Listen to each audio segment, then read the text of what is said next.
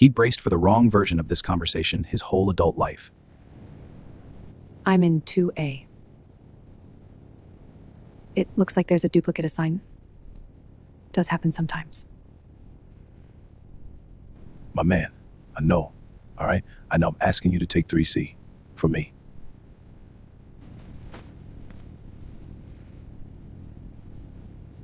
Not going anywhere. Yeah, that's a system error. Under our operating rules, this aircraft does not push back with an unresolved solve. And later, people would say he did it over a chair. That's what the caption said. That's what a million strangers typed under a 40-second video without ever hearing the beginning of it or the end. Here's what they didn't have. And at 9 o'clock that night, and Booker Vance sat alone in an empty gate area at Sky Harbor with his flight canceled, and 180 people gone, and one sentence in his head that nobody else on that airplane had caught. And third time this month, 4 words, and, said out loud, and in an aisle, and by a woman reading off a tablet, and then swallowed by the noise. And 3 weeks later, those 4 words would change one paragraph in a manual 1,100 pages long. But that comes later. And right now, he's just a man walking into an airport on a Friday afternoon, and 47 years old, and tired down to the marrow, and wanting nothing in this world but a window and 2 hours of quiet. And it started 6 hours before the empty gate. Phoenix in late July doesn't cool off. It only changes its mind about how it wants to press on you. Booker came through the sliding doors at 3:40, and the air conditioning hit his chest like a flat hand. He stopped, and just for a second, because he'd been moving for 6 days straight, and his body had finally noticed. 6 days in a conference room on the 14th floor of a building with tinted glass, and 6 days of hotel coffee and a bed that wasn't his.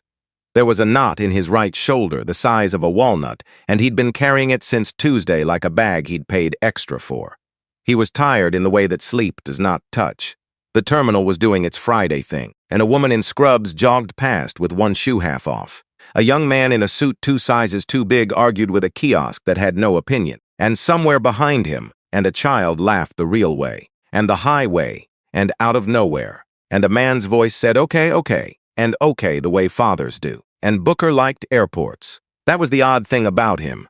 Everybody he knew hated them, and cursed the lines, and the bins, and the shoes, and the whole slow indignity, but he'd always found something honest in a terminal. Everyone's going somewhere. Everyone's carrying something. And in that in-between space, with nobody's living room to hide inside, people showed you exactly who they were in about 4 seconds. And you could learn a great deal in an airport. He'd learned most of what he knew about this country in one. He rolled his carry-on toward the escalator, leather gone soft at the corners, a gift he'd bought himself on a birthday he hadn't celebrated with anyone. Gray polo and dark jeans, sneakers, clean but not new. No watch, no chain, nothing on him that announced a thing. A man walking the other way looked at him and looked through him, and Booker didn't notice. He'd stopped noticing a long time ago, which is its own kind of injury. Nobody ever writes that part down. His phone buzzed against his hip. 61 unread, and he thumbed past 4 of them, and stopped on his operations director, a woman who typed the way other people yell. They signed. All 4 regions, you did it. Go home. Turn the phone off. I mean it. He looked at the screen longer than the message required. 4 regions, and he should have felt something. He waited for it, the way you wait for a light to change. Nothing came. Not pride, not relief. Just a flatness, like biting into fruit you've looked forward to all day and finding it has no taste. And he'd built a company from a folding table and a second-hand server. He'd sat across from men who assumed he was somebody's assistant and watched their faces reorganize when he opened his mouth, and now 4 regions had signed. And what he wanted most in the world was a window seat and 120 minutes where nobody said his name. And he typed, "Thanks," off after this flight. Which was a lie, and she knew it. That was why he'd hired her. He put the phone away. Gate B14, Vonterra Airlines. Phoenix to Dallas Love Field, 6:05. He had time. And the Vonterra Club sat on the mezzanine. Up a staircase most people walked past without seeing. Inside it was quiet, the way money is quiet. Carpet that ate footsteps. A wall of glass looking out at the ramp. And low chairs the color of oatmeal, and a bar at the far end where a woman polished a glass she'd already polished. He didn't come here to feel important. He came because it was the only room in the airport where nobody's phone was, on speaker, coffee, black, and he carried it past the bar, past 3 men laughing at a laptop, to a chair in the corner where he could see the airplanes, and nobody could see much of him, and he set the cup down, sat. The tarmac shimmered. A baggage cart crawled a painted line. 2 men in orange vests stood under the wing of a parked 737 with their heads tipped back, one of them pointing at something up in the dark of the housing, and Booker watched them a while. His father had stood exactly like that, head back, one hand on the hip, the other pointing at something nobody else could see yet. 31 years, Cleon Vance had stood under wing, and Booker drank his coffee too hot and drank it anyway. The man came from the direction of the bar. 50s, pink across the nose from a day outdoors, golf shirt with a small logo on the pocket, and he had the loose, comfortable walk of a person who has never once in his life wondered whether he belonged in a room. He was carrying an empty rocks glass, ice sweating in the bottom. He stopped beside Booker's chair and held it out. And that was the thing about it. There was nothing anyone could have called rude. He was pleasant. He was almost warm. And he offered the glass the way you hand something to a person whose job is to take it. And he smiled a little, and he said, "Thanks, buddy." And Booker looked at the glass, then at the man. The smile didn't waver.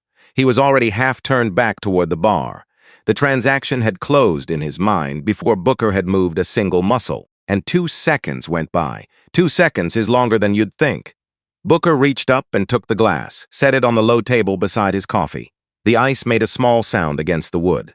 "You bet," he said, and the man was already gone, one hand raised at somebody he knew laughing at something else. Booker sat back. He looked at the glass, water beating down the side, a wedge of lime gone soft at the bottom. And here's what he felt. And nothing at all.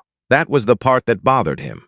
Not the hot flush he used to get at 25, the one that climbed his neck like a fever and took an hour to come down. Not even the flat irritation of 35. Just a smooth quiet where a feeling should have been, and like a callus. Like a place on your hand that used to hurt and doesn't anymore, and you tell yourself that's healing. Except it isn't healing. It's skin that has stopped being able to feel. And when did that happen? No, when exactly. Give me the day. And. Because there was a day, and wasn't there. And there was a first time I let one go, and it didn't cost me anything. And I don't know which one it was. And I have never once gone looking. And he picked up his coffee. His hand was steady. Of course it was steady. He was 22 and standing in a kitchen in Atlanta with a tie he did not know how to fix. And August, the window unit rattling in its frame. His mother already gone to her shift, but she'd left a plate under a paper towel and a note that said "Eat something," underlined twice. First day. Not a big job. And shipping clerk at a freight company off Fulton Industrial, 41 hours a week. He had a college degree he'd paid for himself, and it had gotten him a clipboard. He stood at the counter fighting the knot. His father came in, and Cleon Vance at 51.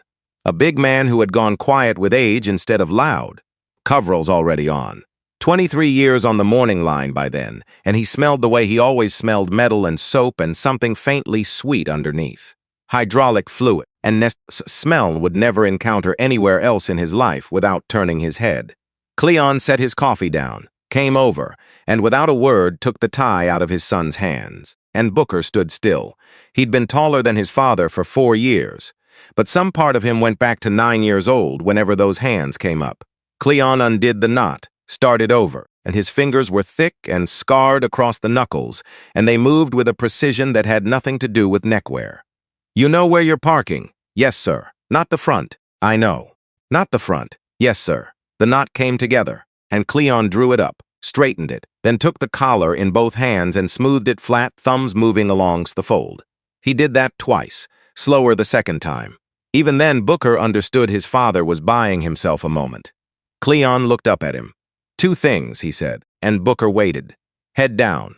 A pause that went on a beat too long, and keep the job. That was all of it. The whole inheritance delivered in a kitchen with the window unit rattling, and his father let go of the collar, picked up his coffee, and went out the back. The screen slapped shut behind him. Booker stood there with a knot he hadn't tied and a sentence he would carry for 25 years. He thought it was advice, and it took him a very long time to understand it was a survival plan.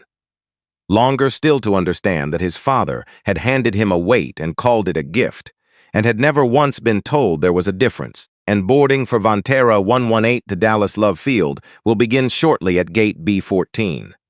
The lounge speaker was tinny. Booker blinked. The glass was still there beside him, sweating into the wood.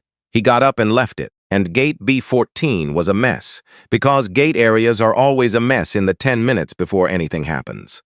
Boarding hadn't started, which meant everyone was standing.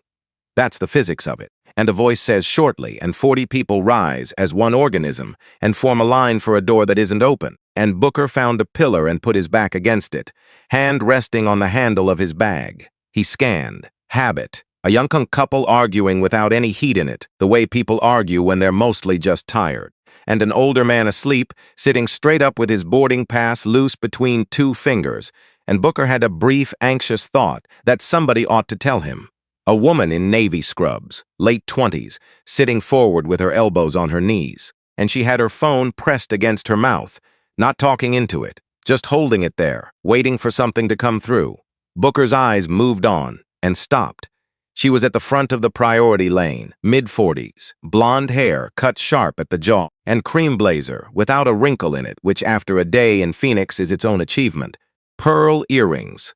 A tote bag that cost more than it looked like it cost. She checked her phone, and then the door, then her phone, then tapped her foot twice, 3 times, a quick little rhythm, and looked up at the gate agent with an expression Booker recognized without being able to name. Not anger, expectation, and the face of a person who has never once had to wonder whether the system was going to work for her, and who was mildly, personally put out that today it seemed to be running late. He looked away. He thought long week for somebody else, too. And that's the part that would stay with him afterward, that he almost didn't see her at all. His group was called. He held his phone under the scanner. The light blinked green and the agent said, "Thank you, Mr. Vance." Without looking up, then the jet bridge.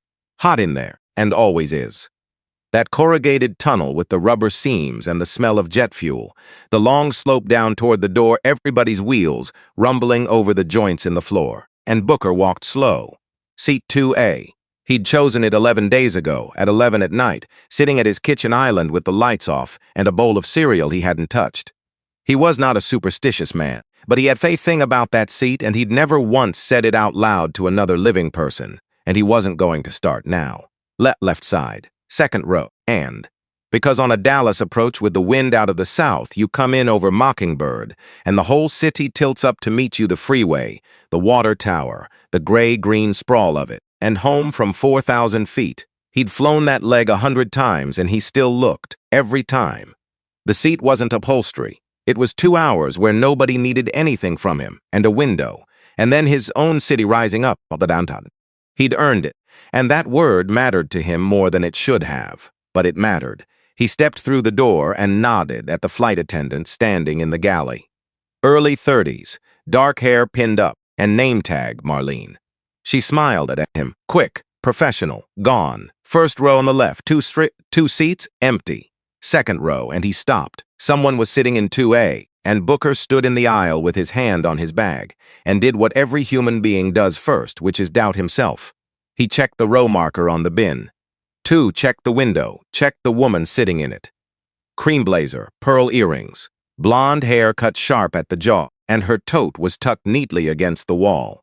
A glass of sparkling water balanced on the armrest. She had settled all the way in belt loose across her lap, phone in one hand, the other resting on the armrest like she'd been there an hour.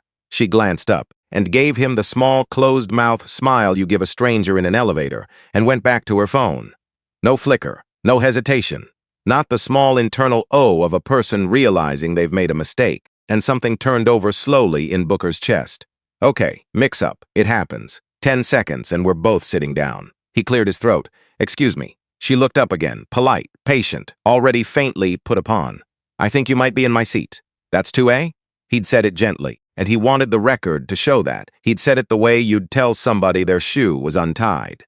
Her smile tightened at the corners. I'm in 2A, flat and final. A sentence that closed a door. I don't think so. Still easy, still level. My pass says 2A, you might want to check yours. And something happened in her face. Half a second. And Booker caught it because he had spent his entire life reading faces in half seconds, a skill you develop, or you don't survive certain rooms, and what crossed hers was not guilt.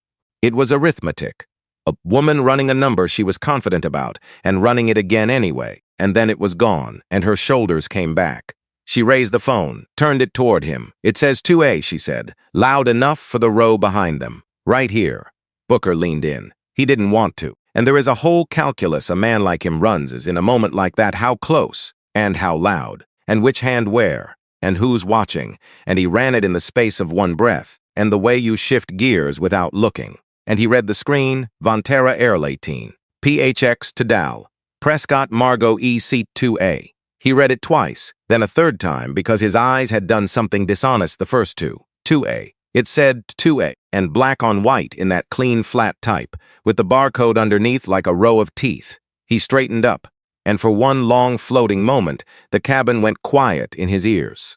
What? No, hold on, that's not because that doesn't happen, and that is not a thing that happens. He pulled out his own phone, thumb sliding, screen 118, PHX to Dal. Vance Booker J seat 2A, 2 boarding passes, 1 seat, both real, and he stood in the aisle with a phone in each hand, his own, and hers still held up in the air because she wasn't lowering it, and the floor tilted very slightly underneath him. Because in every version of this he'd braced for on the walk up the aisle, he was right, and she was wrong, and he knew that conversation. He'd been having some version of it his whole adult life. Ma'am, I think you're in the wrong seat. And either she moves, and it's fine, or she doesn't, and it becomes a thing. And either way, the truth is a wall he can put his back against. And the truth was the one thing he always had. That was the entire architecture of the man. That was how somebody like Booker Vance survived a room. You are right, and you are calm. You are so boringly, unarguably correct that eventually the room has to fold. Except now she had the same wall, and she was standing against it too. Behind him, somebody's bag knocked a seat back. A man's voice said, sorry, and the line was stacking up into the galley. He could feel it, that pressure of 40 people, all wanting the same 18 inches of aisle. Booker breathed out. Ma'am, I want you to look at something. And he turned his phone around and held it at her eye level. Not close, steady as a shelf. Margot Prescott looked. He watched her eyes go left to right, down, and back to the seat number. He watched the exact instant she saw it. Her jaw did something small, and then she said, well, that's obviously a glitch. There it was. Not let me get somebody. Not, oh my goodness. Not even what do we do now, obviously. The word dropped into his chest like a coin into a well, and because obviously meant she had already sorted it. She had looked at 2 identical claims, and inside of 1 second she had decided which of the 2 was the error, and it was not hers. It's not a glitch, Booker said quietly. It's 2 passes, for the same seat, which is a glitch, and right, and we don't know whose. She laughed, short, air through the nose, the laugh you use on somebody being difficult. I've flown this route for 9 years, and I book the same seat every time. It's in my profile. Ma'am, I book it too. Then one of us made a mistake, and it wasn't me. Ping, pong, ping, pong. Booker felt the tempo of it and deliberately stepped off, because that is how you lose. And you match somebody's speed and then you're arguing, and the second you're arguing, a room stops hearing words and starts hearing volume. He knew that better than he knew his own phone number, and he set his voice down 2 notches. I hear you, but you can see mine says the same thing, so neither of us is wrong.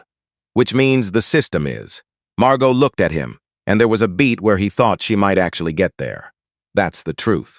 There was a beat, and she was not a monster. He wanted that understood later, even after everything. She was a woman in a blazer at the end of a long week with a flight to catch and a phone in her hand telling her she was exactly where she belonged. And for half a second, something moved behind her eyes that could have been, huh. And then a man 2 rows back said loudly, and to nobody, and, can we go please? And in the half second closed like a shutter. Margot turned back to her screen. I'm sure they'll sort it out. To the phone, not to him, which is a sentence that means, I am finished speaking to you. Is there a problem? Marlene Doss came up the aisle wearing the smile they teach, and wide, warm, a little too quick at the edges. 31 maybe. Dark hair pinned tight, a thin wedding ring worn down to a dull shine, and she stood with her weight on the back foot and her hands loose at her sides. And Booker clocked it without meaning to. She's been yelled at recently. "We've got 2 passes for 1 seat," he said. The smile did not move. "Okay, let's take a look." And Margot handed hers over first, without being asked, holding the phone out at arm's length like she was tipping somebody. And Marlene took it, looked, and Booker was watching her face. He'd tell himself later it was only habit. But he was watching her face when she read that screen, and here's what he saw. Her eyes went to the seat number, and she went white. Not pale, not braced, and white the color leaving from the cheekbones down, fast, the way blood leaves a face when a person hears a car door outside and knows exactly who it is. Her thumb moved, and went back, read it again, 1.5 seconds. Then the smile came back on like a light on a timer. "Okay, sir, may I see yours?" He handed it over. She read his, read it twice, and the hand holding his phone was not steady. It was almost nothing, and a tremor you'd miss unless you spent 20 years in rooms learning to read the hands of people who are about to tell you something you won't like. And Booker's stomach went cold. She knows something, and she is frightened of it. He filed it, said nothing, put it in the drawer where he kept things. Marlene handed both phones back, so it looks like there's a duplicate assignment, which does happen sometimes. And does it? It can happen. With a rebook or a schedule change, the system can occasionally. They're both valid. They're both valid, yes, sir. So one of us has this seat and one of us doesn't. And somebody has to work out which. Right. She nodded again. She was nodding a little much. "So what I'm going to do is get you settled, and then we'll sort it out with the gate." Then she turned to Booker, only to Booker. "And sir, if you wouldn't mind taking 3C for now, we can—" The cabin did not go silent. It's important to be accurate about this. Nobody gasped. Nobody stood up. Cabins don't work that way. An overhead bin clicked shut. Somebody laughed at something on a screen. But in the 4 rows around him, Booker felt it. That small shift. Because everyone who had been half listening had just done the same math. 2 passes, 2 people, 1 seat. And out of every possible way to begin solving that, she asked him. He didn't move. "Why me?" Marlene's smile flickered. "I'm sorry? You've got 2 identical passes. You just told me neither of us is wrong." And his voice stayed level and low and unhurried, and it cost him everything he had. "So why is the first word out of your mouth me?" "Sir, did you ask her? Did you ask her to take 3C? Marlene's mouth stayed open for half a beat with no sound in it, and that was the answer. And from the window seat, and without looking up, and Margot Prescott said, "And you're raising your voice." And Booker went still. And completely still, not the calm kind. The kind that is a hand clamped down over something. Because he wasn't. He hadn't. And he had been standing in an aisle for 3.5 minutes, speaking at the volume you'd use in a doctor's waiting room. And a woman with her seatbelt loose across her lap had just informed an entire first-class cabin that he was raising his voice. And here's the thing. Here's the thing he would turn over in the dark at 2 in the morning for months afterward. And they believed her.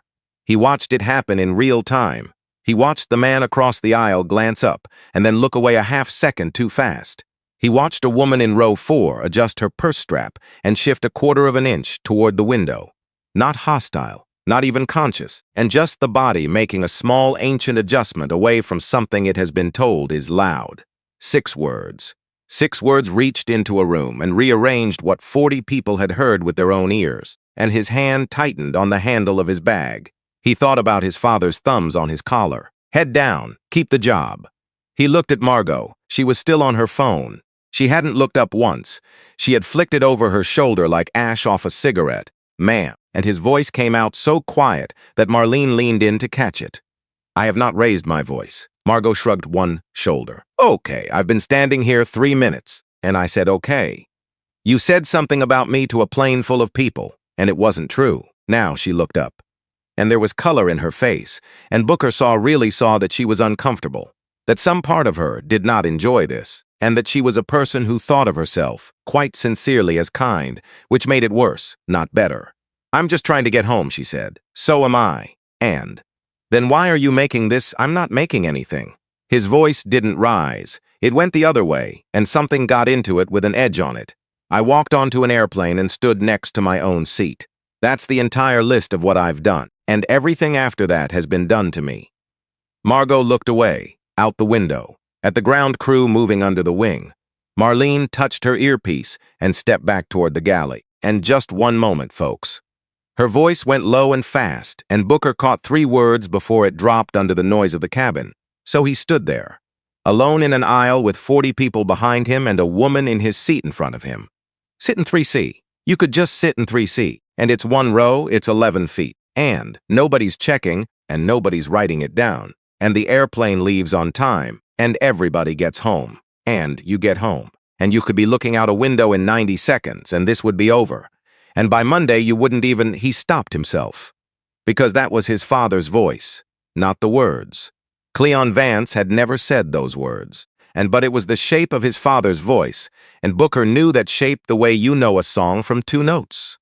And underneath it, there was a second voice, older, quieter, and one he'd been hearing more and more in the last few years, usually at night, usually right at the edge of sleep. And he had never once been able to answer it. How many times? Not tonight, ever, in your whole life. How many times have you taken 3C? He didn't have a number. That was what frightened him. And standing in that aisle in a gray polo shirt with 2 boarding passes in his pocket, 47 years old. He genuinely did not have a number. Someone was coming up the aisle, and he felt it before he saw it, that shift in the galley, the 2 crew stepping aside, and then a man came through from the front of the cabin, and 6'2", broad through the chest, gone a little soft at the middle in the way of a man who used to be an athlete and now stands for 11 hours a day. Close-cropped hair, gray coming in hard at the temples, purser stripes on the sleeve, and a face Booker recognized before he'd ever seen it, because he was black, and he was black. And he was somewhere around 40, and he had the wings on his chest and the second bar on his cuff, and he was coming up that aisle with the unhurried authority of a man who has been working airplanes since some of the passengers were in car seats. And his name tag said O'Grier, and Booker Vance 4 Regions signed. A man who did not exhale in public felt his shoulders drop about half an inch. He couldn't help it. It was involuntary. The oldest reflex he owned. And across a lobby, and across a boardroom, and across a bad night in a strange city. And you find the one face in the room that is yours. And then something in your chest unclenches, whether you gave it permission or not. And okay, here we go. He'll see it in 4 seconds. Otis Greer stopped beside row 2. He looked at Margot, he looked at Marlene, he looked at Booker, and Booker watched him take in the whole thing, the 2 phones, the stacked-up aisle, and the way Marlene was standing with her weight on the back foot. Margot's tote wedged in neatly against the wall like a flag planted in ground. 4 seconds, maybe 5. Otis Greer saw all of it, and Booker was certain of that. He would remain certain of it for the rest of his life. He saw it, and he understood it, and there was a moment, a real one, where something moved behind the man's eyes that was not procedure. Then Otis lowered himself down, not a crouch, and a slight bend at the waist, one hand coming to rest on the seat back, bringing his face down and in, close enough that his voice would carry 18 inches and no farther. And he said, "My man." Booker didn't move. "Don't do this." The cabin went on making its noises, air hissing dry out of the vents, a tray table clicking, somebody's phone chiming 3 rows back, and Booker Vance stood in an aisle at Sky Harbor and felt the floor go out from under him for the second time in 5 minutes. Otis's voice was so low it was nearly gentle. "I know, all right? I know. You don't have to say it to me. And 16 years I've been doing this. Then you know she's in my seat. I know she's got a seat and you got a seat and the computer messed up. A beat. And I know how this goes if you stand here. How does it go? Not good for you." Booker's chest was doing something strange and hot. "And are you asking me to move?" Otis didn't answer right away. His eyes went past Booker's shoulder, and just briefly, toward the back of the cabin, toward all those rows of people with phones in their laps. Then back. "I'm asking you to take 3C. For me, there are betrayals that come from strangers and you file them under weather. This was not that." And Booker stood there and felt something come apart in him that he hadn't known was still whole. Because for about 11 seconds, watching that man walk up the aisle, he had let himself hope, and actually hope, like a boy, like a fool. And now the man with his same face had leaned in close so no one else could hear, and asked him to sit down and be quiet. "For you?" "Yeah, why for?" Otis's jaw moved, "Because I'm the one they gonna ask about it after." And there it was. And Booker heard all of it. The whole architecture, and the 16 years, and the reviews. and the reports. And the particular arithmetic of being the only black man in a crew on the day, a black man in the cabins decides not to move, and he understood it completely. He understood it in his bones, and he discovered to his own something close to horror that understanding it did not make him willing to do it.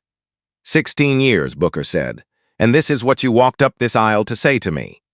Otis went still, and something crossed the man's face then, fast and hot and gone before it finished arriving. And underneath it, and for just a moment, and Busser saw what looked an awful lot like a man who was very tired, and Otis straightened up.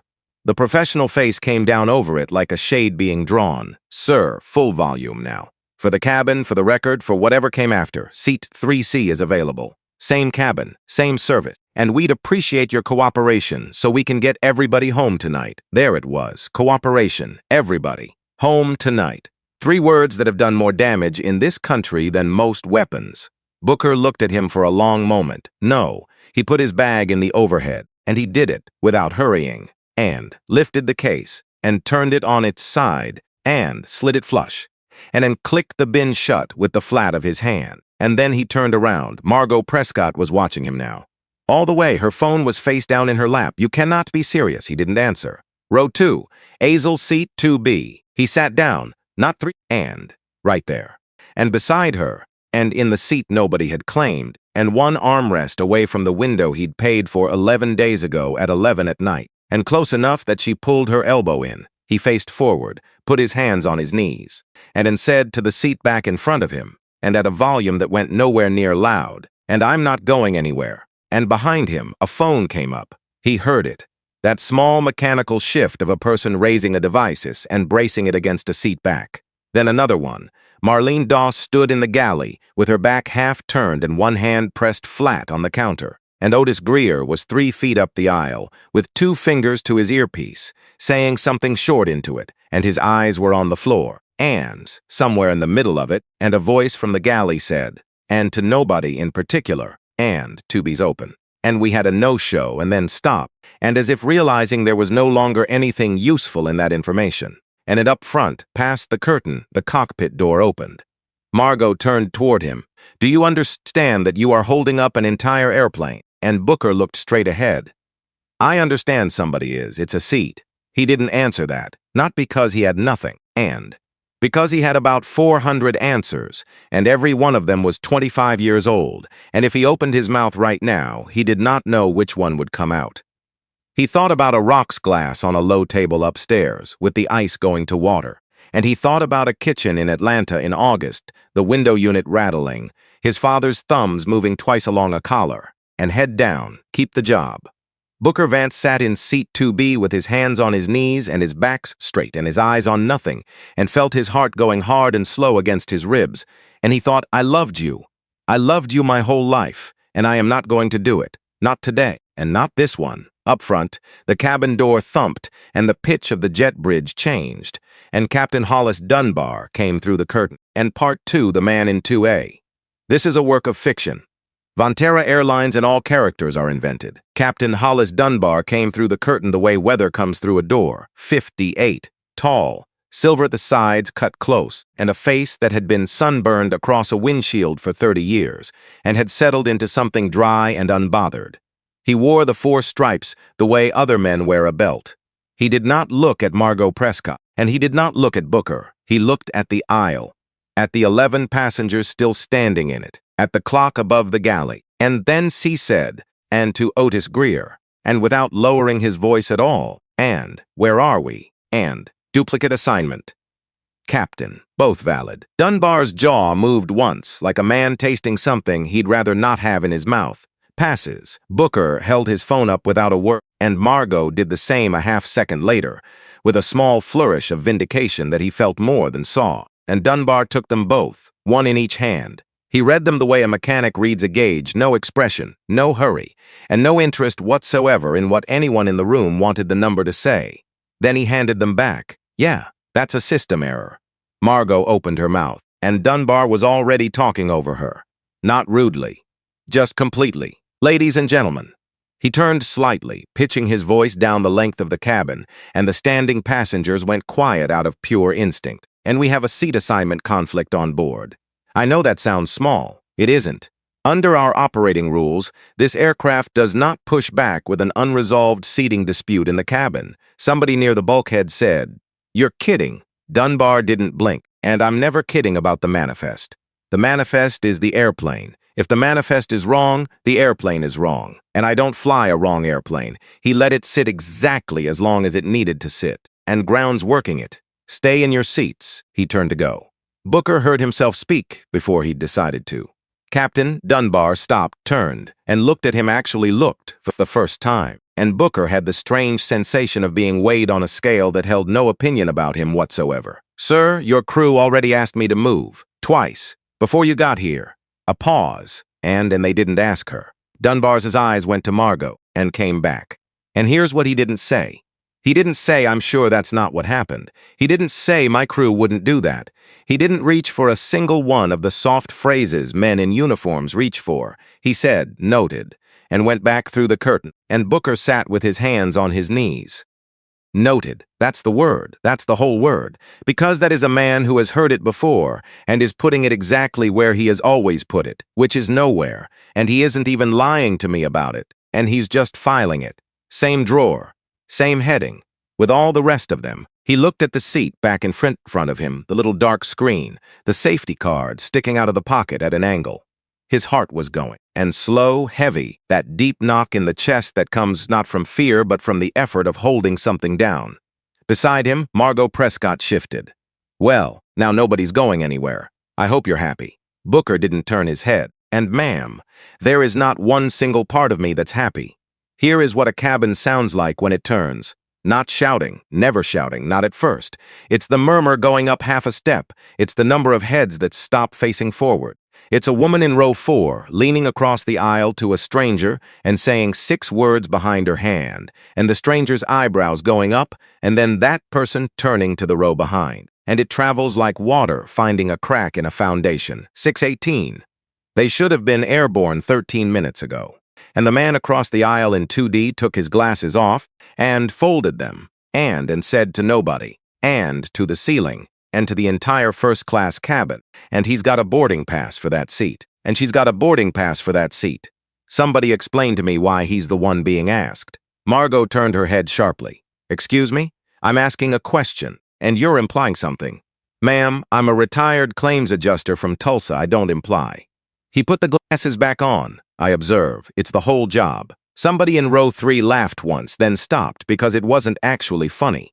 And that's when the phones went up. Not 1, and not 2. Booker counted 6 from where he was sitting, and there were more behind him he couldn't see, and he felt them the way you feel afternoon sun through a window, and that particular warmth of being looked at by something that doesn't blink, and somewhere back in the 20s, and past the curtain.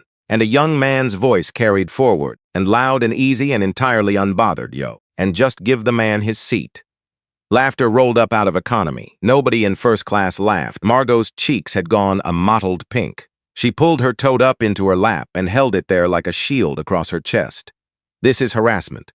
Booker turned his head, and slowly, "Ma'am, I have not spoken to you in 4 minutes. You're sitting there, in a seat. You're making a scene. I'm the only person in this cabin who hasn't said a word." She looked away, out the window, at the ramp crew moving under the wing in the long orange light, and Booker went back to facing forward, because that was the entire architecture of the day, wasn't it? He hadn't raised his voice, hadn't stood over anybody, and hadn't pointed a finger or leaned in, or said one syllable he would be embarrassed to hear played back in a courtroom. And there were now 9 phones aimed at the back of his head.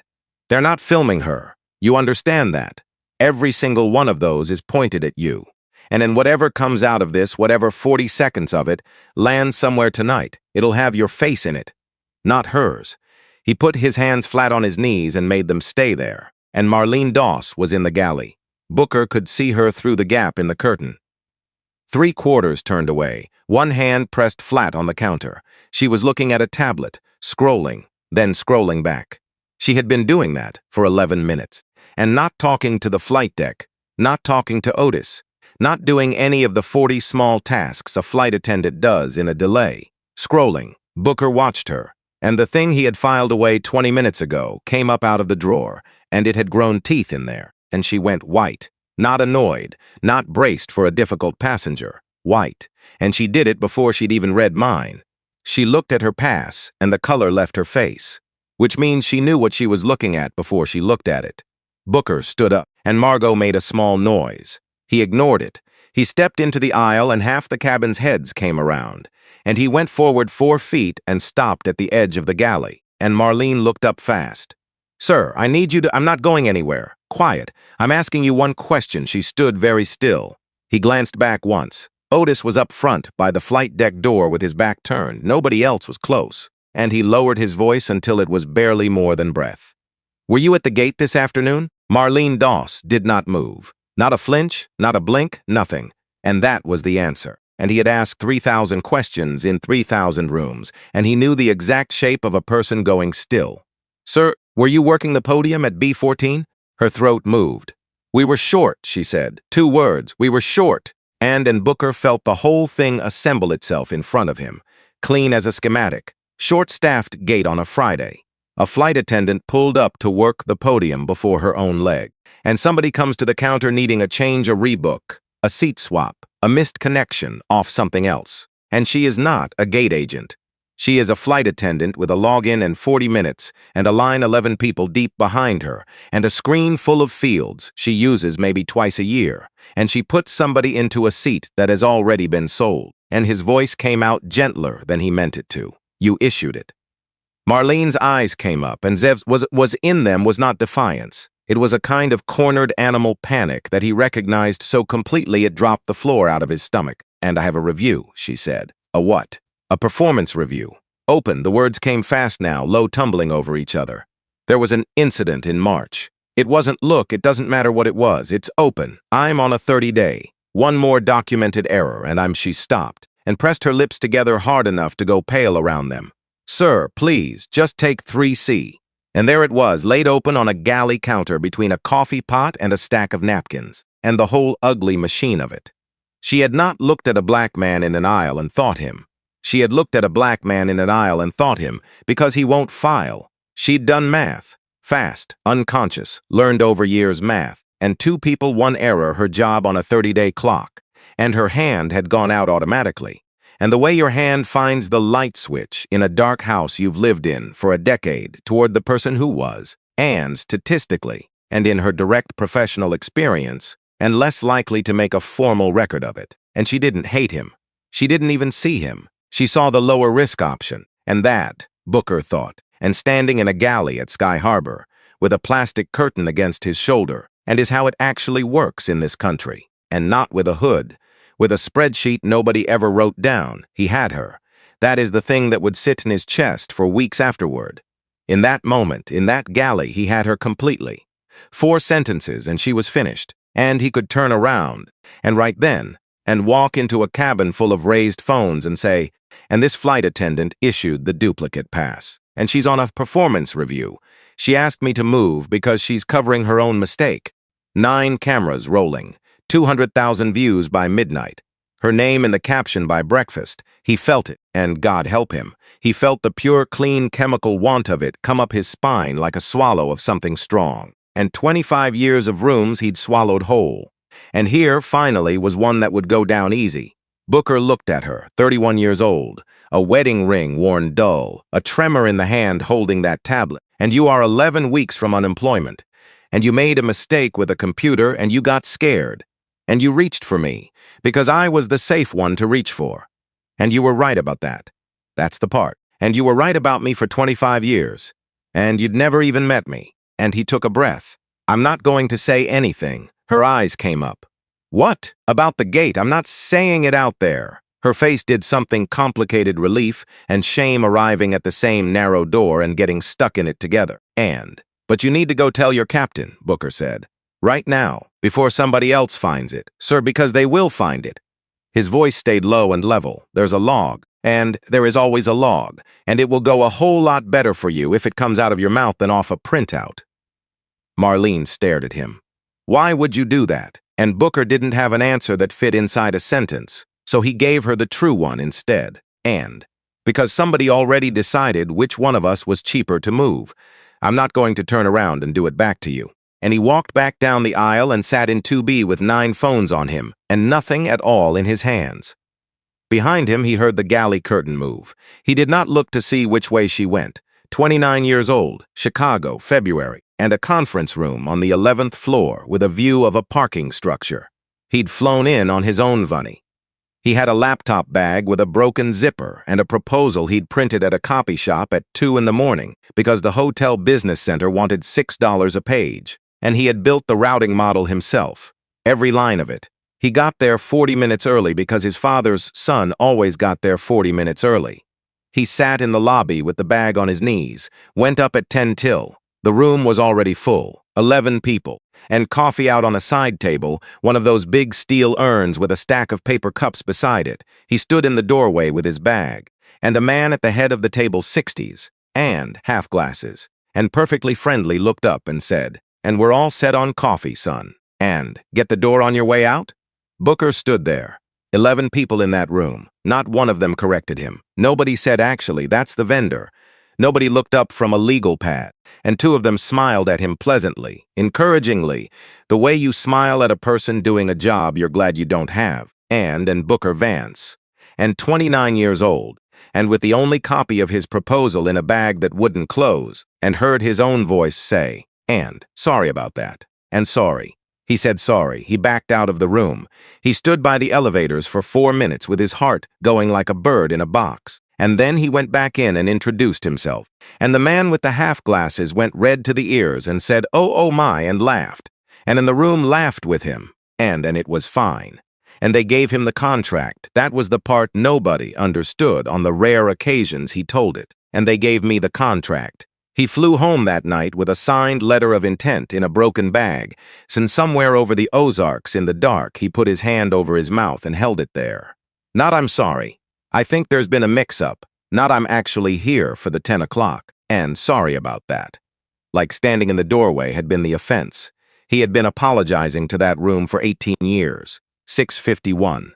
The cabin had moved into its second phase, which is worse than the first, because the first is heat and the second is grievance, and people had started making calls.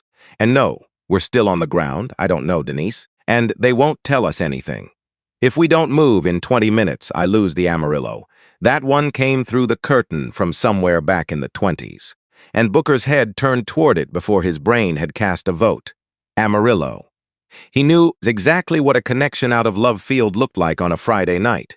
He'd built routing models on that airport for a living, and last regional bank went at 9:40, and after that the terminal dimmed its lights, and everyone still inside it became a person sleeping upright in a chair. He woke his phone and looked at the time, 6:52. He did the arithmetic without wanting to. Push at 7:15, and wheels up 7:30, 2:15 block. On the ground at 9:45 Central, missed. Push by 7:0 and barely. They were not pushing by 7:0. Booker closed his eyes. Don't you start carrying a stranger's math around in your chest. And because that is the hook. That is the exact hook. That is the thing they have been putting in you since you were 22 years old. And standing in a kitchen with a tie you couldn't tie, the curtain moved. She came up the aisle slowly. Navy scrubs. 29, maybe 30, and brown hair pushed up in a clip that had given up most of its grip hours ago. She had the wrung-out look of someone at hour 14, that particular flatness around the eyes that Booker recognized from every hospital waiting room he had ever sat in. And it was the woman from the gate. The one he'd seen with her elbows on her knees and her phone pressed to her mouth, waiting for something to come through. She stopped beside row 2. She didn't look at Margot at all. She looked at Booker. "Sir, do you have a minute?" And she asked it so politely that it went through him like a nail through soft wood. "My name's Delia," she said, "Delia Pruitt. I'm back in 24B. And Booker." She nodded, filing it. "Okay." Then she just stood there, and he watched her try to figure out how to start, and watched her fail at it, and watched her decide to skip the beginning entirely. "My dad had a bypass this morning. Emergency. Amarillo. He's 73, and Booker said nothing. He's out of surgery.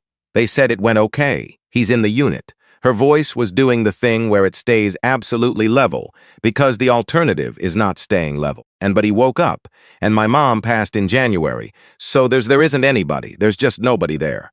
The cabin had gone very quiet. My connection's at 9:40, it's the last one tonight.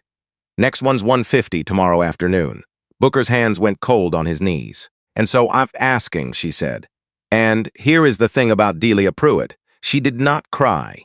She didn't accuse him of anything. She didn't say you're being selfish or think about the rest of us, or reach for any of the 40 easy weapons a lesser moment would have put in her hand. And she didn't even lift her chin. She stood in the aisle in her scrubs with her hands at her sides and said, I know it's your seat. I heard the whole thing from back there. I know you're right. A beat. I'm asking anyway. And there is a particular silence that fills a room when everybody in it realizes something has just gotten complicated. That is what filled the cabin, because up until that moment, every single person watching had been living beside a simple story, and a story with a right and a wrong and a seat number. It had been satisfying, it had been clean, and a nurse in navy scrubs had just walked up the aisle and set a 73-year-old man in a hospital bed down on the table between them. And Margot Prescott, to her lasting credit, said absolutely nothing. She had gone still by the window with her hands folded in her lap, looking at them. Booker turned his head and looked up at Delia Pruitt, and he felt it happen. Not a decision, nothing that organized. Something in his chest simply let go, the way a hand opens. Of course this is how it comes. Not a threat, not a badge, not a man in a uniform telling me to move. A tired woman whose father woke up alone. And that's the one.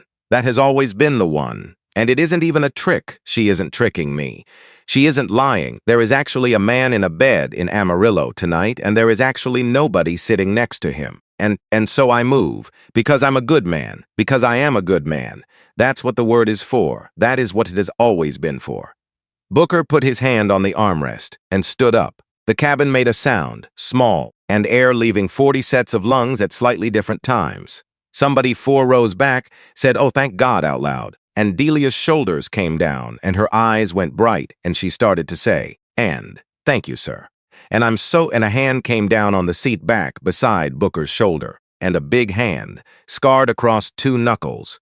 Otis Greer had come up the aisle without making a sound. He wasn't looking at Delia. He wasn't looking at the cabin, or the phones, or any of it.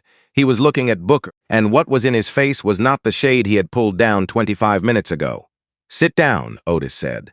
Booker blinked. "What? Sit down." It came out cracked, not loud cracked, like a board under weight, and the cabin went absolutely silent. Booker stood there, half risen, with his hand still on the armrest, and stared at the man who had crouched next to him half an hour ago, and asked him gently to take 3C. "You told me to move. I know what I told you. And you leaned down in my face and you told me to move. I know." Otis's jaw was working. His eyes had gone wet at the rims, and he was not going to acknowledge that. Not now, not ever. And I know exactly what I did.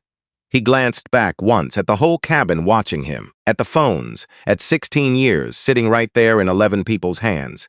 Then he looked at Booker Vance and said it. "I've been standing ups for 16 years. Nobody moved. 16 years. And Otis's voice was low, and it was shaking, and he let it shake. Every time. Every single time it's 2 people and 1 seat and somebody's got to get up. You know who gets up? And he tapped his own chest with 2 fingers. Hard. Me, I get up. I'm the one gets up. I get up so the flight goes. I get up so nobody writes nothing. I get up so my name don't end up in a report on somebody's desk in Atlanta." He drew a breath, and I got real good at it. And I got so good at it, man. I started doing it for other people. Started walking down my own aisle picking out who was going to get up next before anybody even asked me. And his hand was still on the seat back. It was not steady. And I picked you. Booker couldn't speak. I looked at you. Otis's voice dropped almost to nothing. Gray shirt, sneakers, good manners on. And I did it in about half a second. Didn't even feel myself do it. Just him. And he'll take it. A breath that went in ragged. 16 years, and here I am out doing it for him. The vents hissed, and nothing else made a sound in that cabin.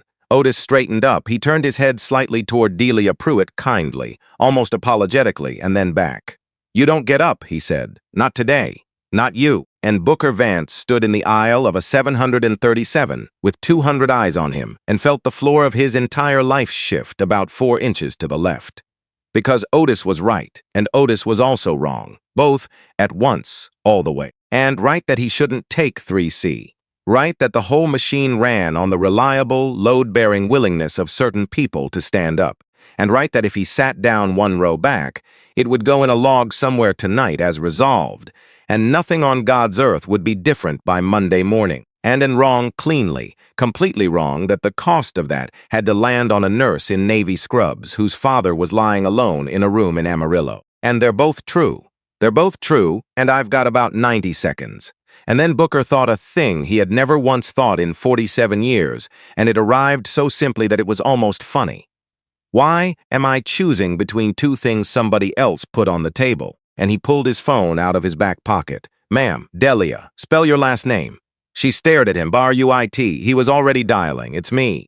And he took 2 steps forward into the galley with the phone at his ear, and his voice dropped into a register. Nobody on that airplane had heard from him yet. And flat, fast, stripped of every ornament. I need a 1 watt Amarillo. Any carrier, any routing tonight. A pause. I don't care. Pause. I don't care. Book it. He turned. Delia was standing in the aisle with both hands over her mouth. And there's a 7 and 40 on the other side of the terminal through Denver. He said, and half to her, and half into the phone. And gets in 11:52.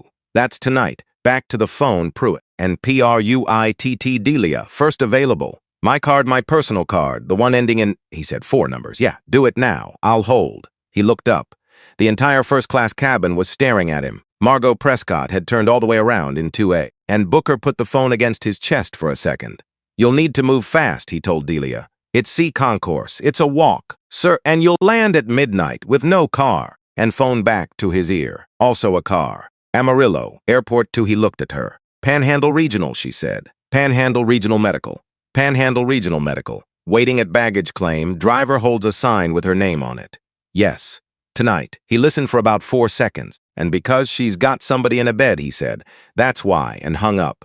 Delia Pruitt stood in the aisle and cried. Not prettily, not the way people cry in movies. And she cried the way exhausted people cry, with her whole face at once, and one hand pressed flat against her collarbone, like she was holding something inside her chest.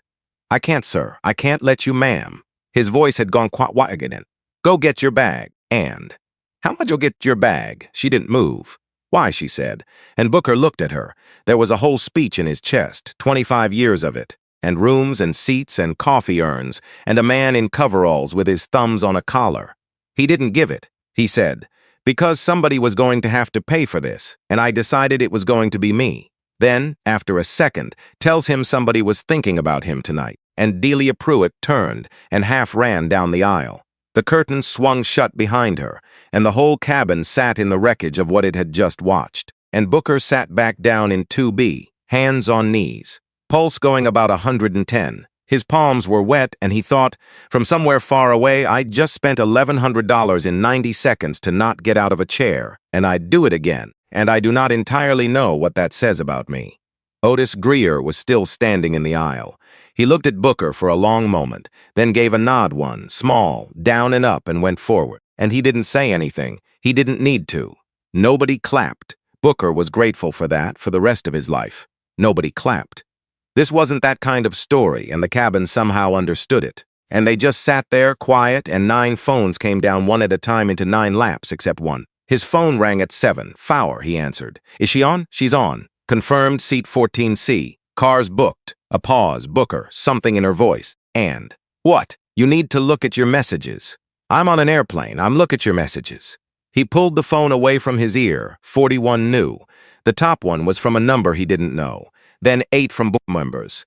Then 3 from his operations director in a row. And he opened the first one. A link and a still image.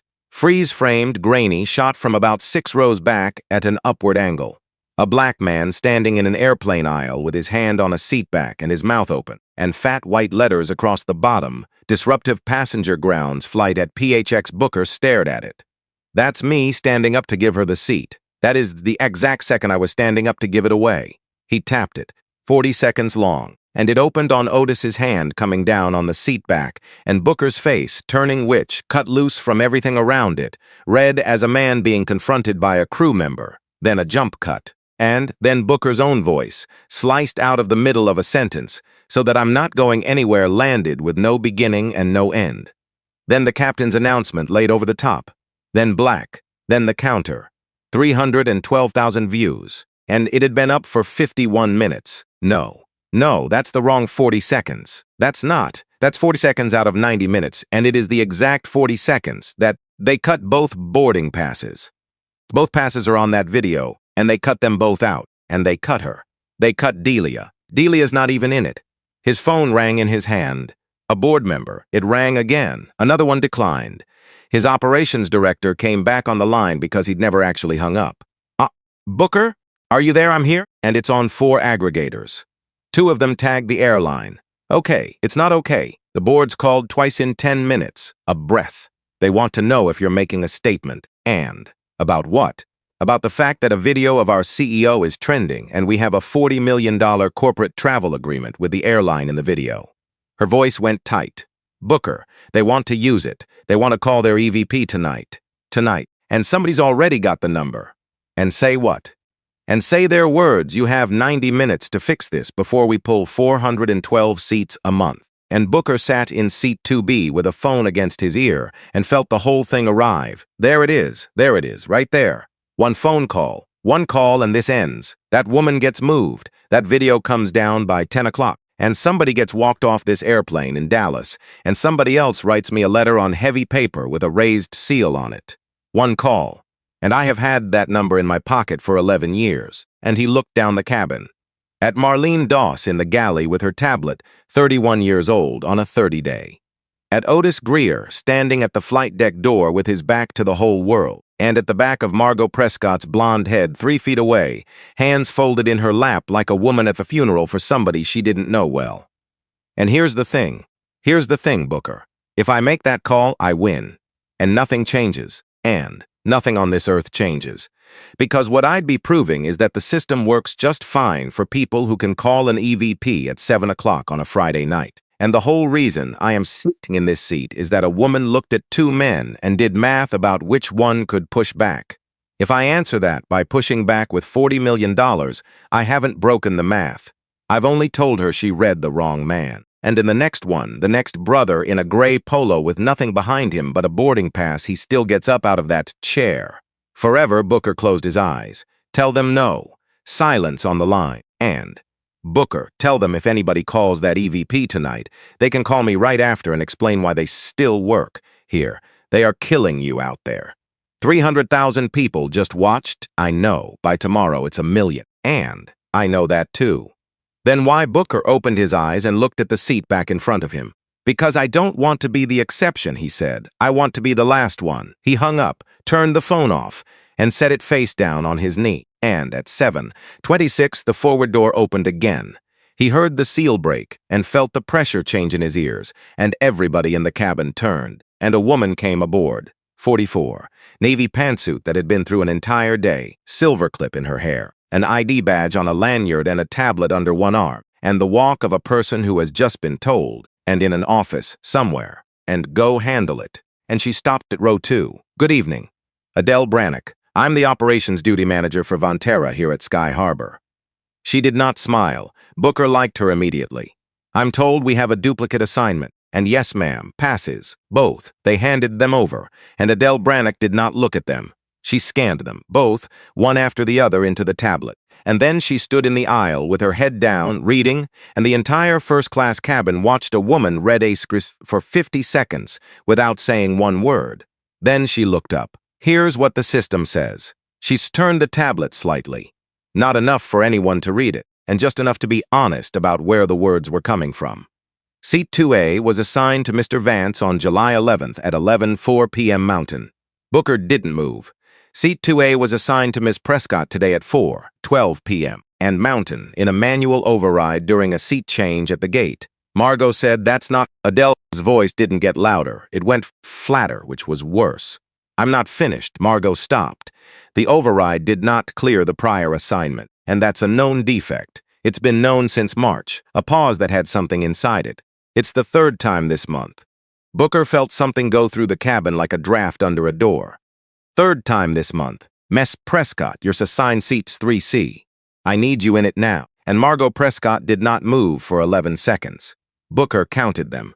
She sat in the window seat with her tote in her lap, and her jaw set hard, and her eyes were bright and dry, and he could watch her working through every remaining door in the room and finding each one locked. And I've flown this route for 9 years. Yes, ma'am, I have never once, Miss Prescott. Adele Brannock stepped back into the aisle and made room. Now, please. And Margot Prescott stood up. She had to come past him. That was the geometry of it. And window seat, and he was in the aisle chair. And there was no version of the next 10 seconds where she did not have to get past Booker Vance to leave. He stood, and he stepped back and gave her the whole aisle. More room than she needed by half. She came out Safhodvis with her bag held against her chest, and for about a second and a half they were closer than they had been all evening. And she looked up, right at him.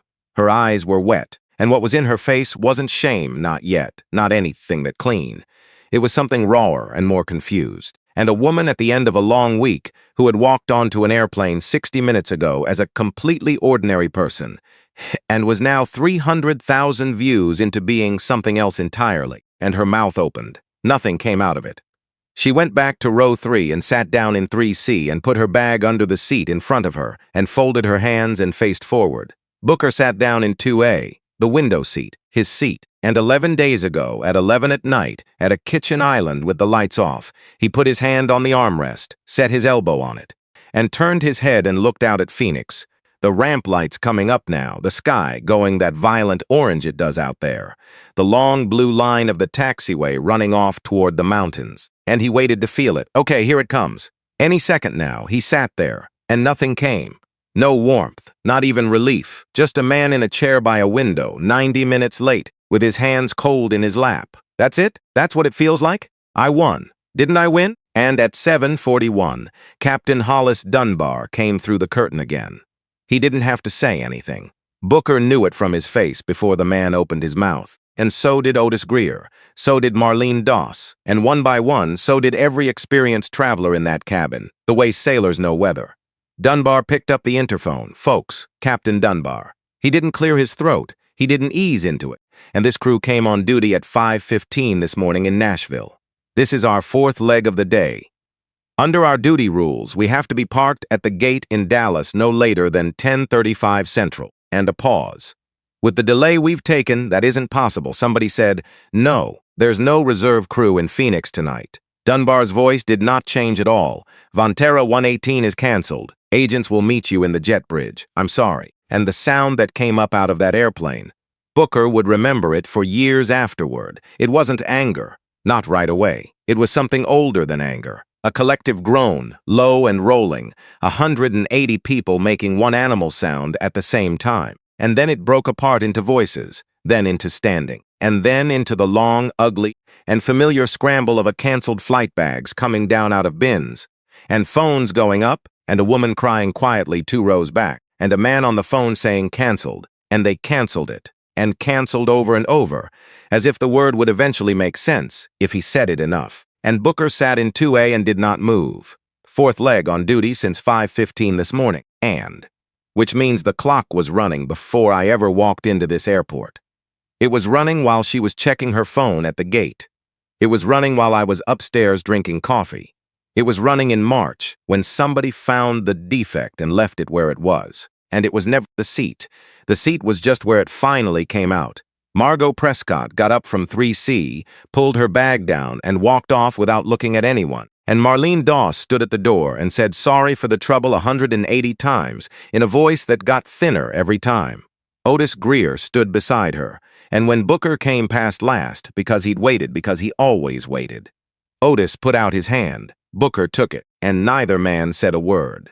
The handshake went on about 2 seconds longer than professional, and then it ended, and Booker walked up the jet bridge. Concourse B at 8:52 on a Friday night after a cancellation is one of the loneliest places in America, and the rebooking line was 90 people deep and moving at the speed of erosion.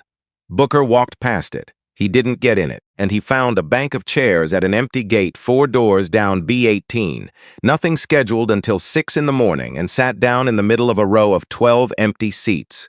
He set his bag beside him, turned his phone, 1,204 notifications, turned it off, and out the window, the ramp was still working under sodium lights. and a tug hauling a train of empty carts.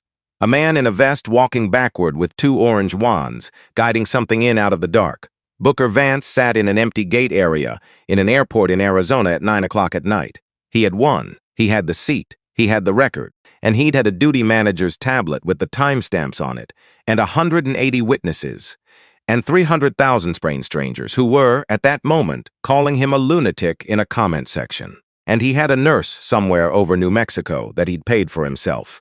He had a flight attendant he hadn't destroyed when he could have. He had a purser's handshake. And he had no flight, and no rental car left in the city, and a hotel he'd have to find on his own phone at 9 at night, and a father who had been dead for 6 years. And he put his elbows on his knees, and Booker Vance put his face in his hands in an empty gate at Sky Harbor International Airport, and his shoulders went once, hard, then he made them stop. I did everything right, and I'm sitting here. The tug went past outside, the lights of the ramp went on doing what they do, and then, somewhere in the middle of all that nothing, one clear thought came up out of the dark, and stood in front of him, and would not leave. Third time this month. She said it was the third time this month, and Booker lifted his head. So what happened to the other two? This is a work of fiction. Vonterra Airlines, and all characters are invented. Gate B18 at 9 o'clock at night is a room with the sound taken out of it. The shops had pulled their grates down an hour ago, and the moving walkway kept running anyway with nobody on it, that endless rubber groan going and going for an audience of one man sitting with his elbows on his knees. And Booker Vance sat up. He wiped his face once with the flat of his hand. Quick. The way men do when they are alone and still don't quite believe it. Then he reached into his bag and took out the laptop. Third time this month, and she had said it out loud, and in an aisle, and in front of 180 people, and not one of them had caught it, and he had watched it go by himself, Adele Brannock flat as a runway, reading off a tablet, and known defect, known since March, third time this month. And then she had moved on, because it was Friday and she had a canceled airplane and a line of people at a desk. Third time this month, which meant two others, and which meant that somewhere in this country, and in the last 4 weeks, and two other people had stood in an aisle holding a boarding pass that was worth precisely nothing, and had done the math, and had sat down where they were told, and Booker opened the laptop. The screen threw blue light up under his chin and made him look for a moment, like a man in a hospital corridor. He opened a blank document, and then he sat there with his hands over the keys, not typing, because he knew what he wanted to write, and he wanted to write, "My name is Booker Vance, and I hold 11,000 shares of your company." He wanted to write, "Your flight attendant asked me to move because I looked like the one who wouldn't complain." And he wanted to write, "A woman told an entire cabin I was raising my voice while I stood there at the volume of a doctor's waiting room, and 40 people believed her over their own ears." He wanted to write it in a way that would make somebody's stomach drop, and his fingers stayed where they were. Because that's a complaint. That's all that is. That's an incident report with adjectives on it, and they have a whole department for that. And there is a woman in an office in Atlanta right now, whose entire job is reading sentences exactly like that one, and writing back the phrase "we regret," and attaching a voucher for $200. And in September there'll be a fourth time, and in October a fifth, and he looked up. Out past the glass, the ramp was still working under the sodium lights. Two men in orange vests at the tail of a parked 737, one of them up on a stand with his arm inside the housing to the shoulder, and reaching, turning his wrist, feeling around in there for something he could not see and would not be able to see, working entirely by the ends of his fingers. Booker watched him for a long time. Then he put his hands back on the keys and typed one line, "And I don't want anything for myself." He looked at it, and underneath it he typed, "I want the log." The letter took him 4 hours. He wrote it in an empty gate area, and then in the back of a car, then at a desk in an airport hotel where the air conditioner cycled on every 11 minutes with a sound like a man clearing his throat. He wrote it 8 times. Draft 1 had names in it. He killed that at 11:40. And Draft 3 had the video in it, the 40 seconds, the 300,000 views, the caption in fat white letters. He killed that one at 1 in the morning because he could hear what it was, and it was a man asking to be believed. Don't ask them to believe you. They had 180 witnesses and they still won't. That is not how any of this moves. Nobody in the history of this country ever fixed a thing because a man convinced them he'd been hurt and give them something they can't argue with. By 2:15, what was left was one page. It said that on July 24th, Vontera 118 out of Phoenix had carried a duplicate seat assignment caused by a manual override defect known internally since March. And it said the aircraft was held 94 minutes and then canceled on crew duty limits. It said that one line of unrepaired code had cost the airline more in a single evening than fixing it would have cost in a year. And it said the writer was a shareholder and a corporate account holder, and was not requesting compensation and an apology and or the discipline of any employee. And then it said this: I am requesting 26 months of duplicate assignment resolution data, and every instance. Who was asked to move? What happened after? I will pay for the extraction if cost is the obstacle. I don't believe you have a bad employee problem. I believe you have a pattern nobody has ever looked at. He read it 4 times. Then he took out one sentence: I have flown your airline for 19 years because it was pride, and pride is the thing that turns a document into a grievance. And he sent it at 2:41 in the morning, and to the corporate secretary, and to the board, and to Adele Brannick. Then he closed the laptop and lay down on top of the covers with his shoes still on, and did not sleep. And before the hotel, and before the letter was finished. And there was one more thing that happened that night.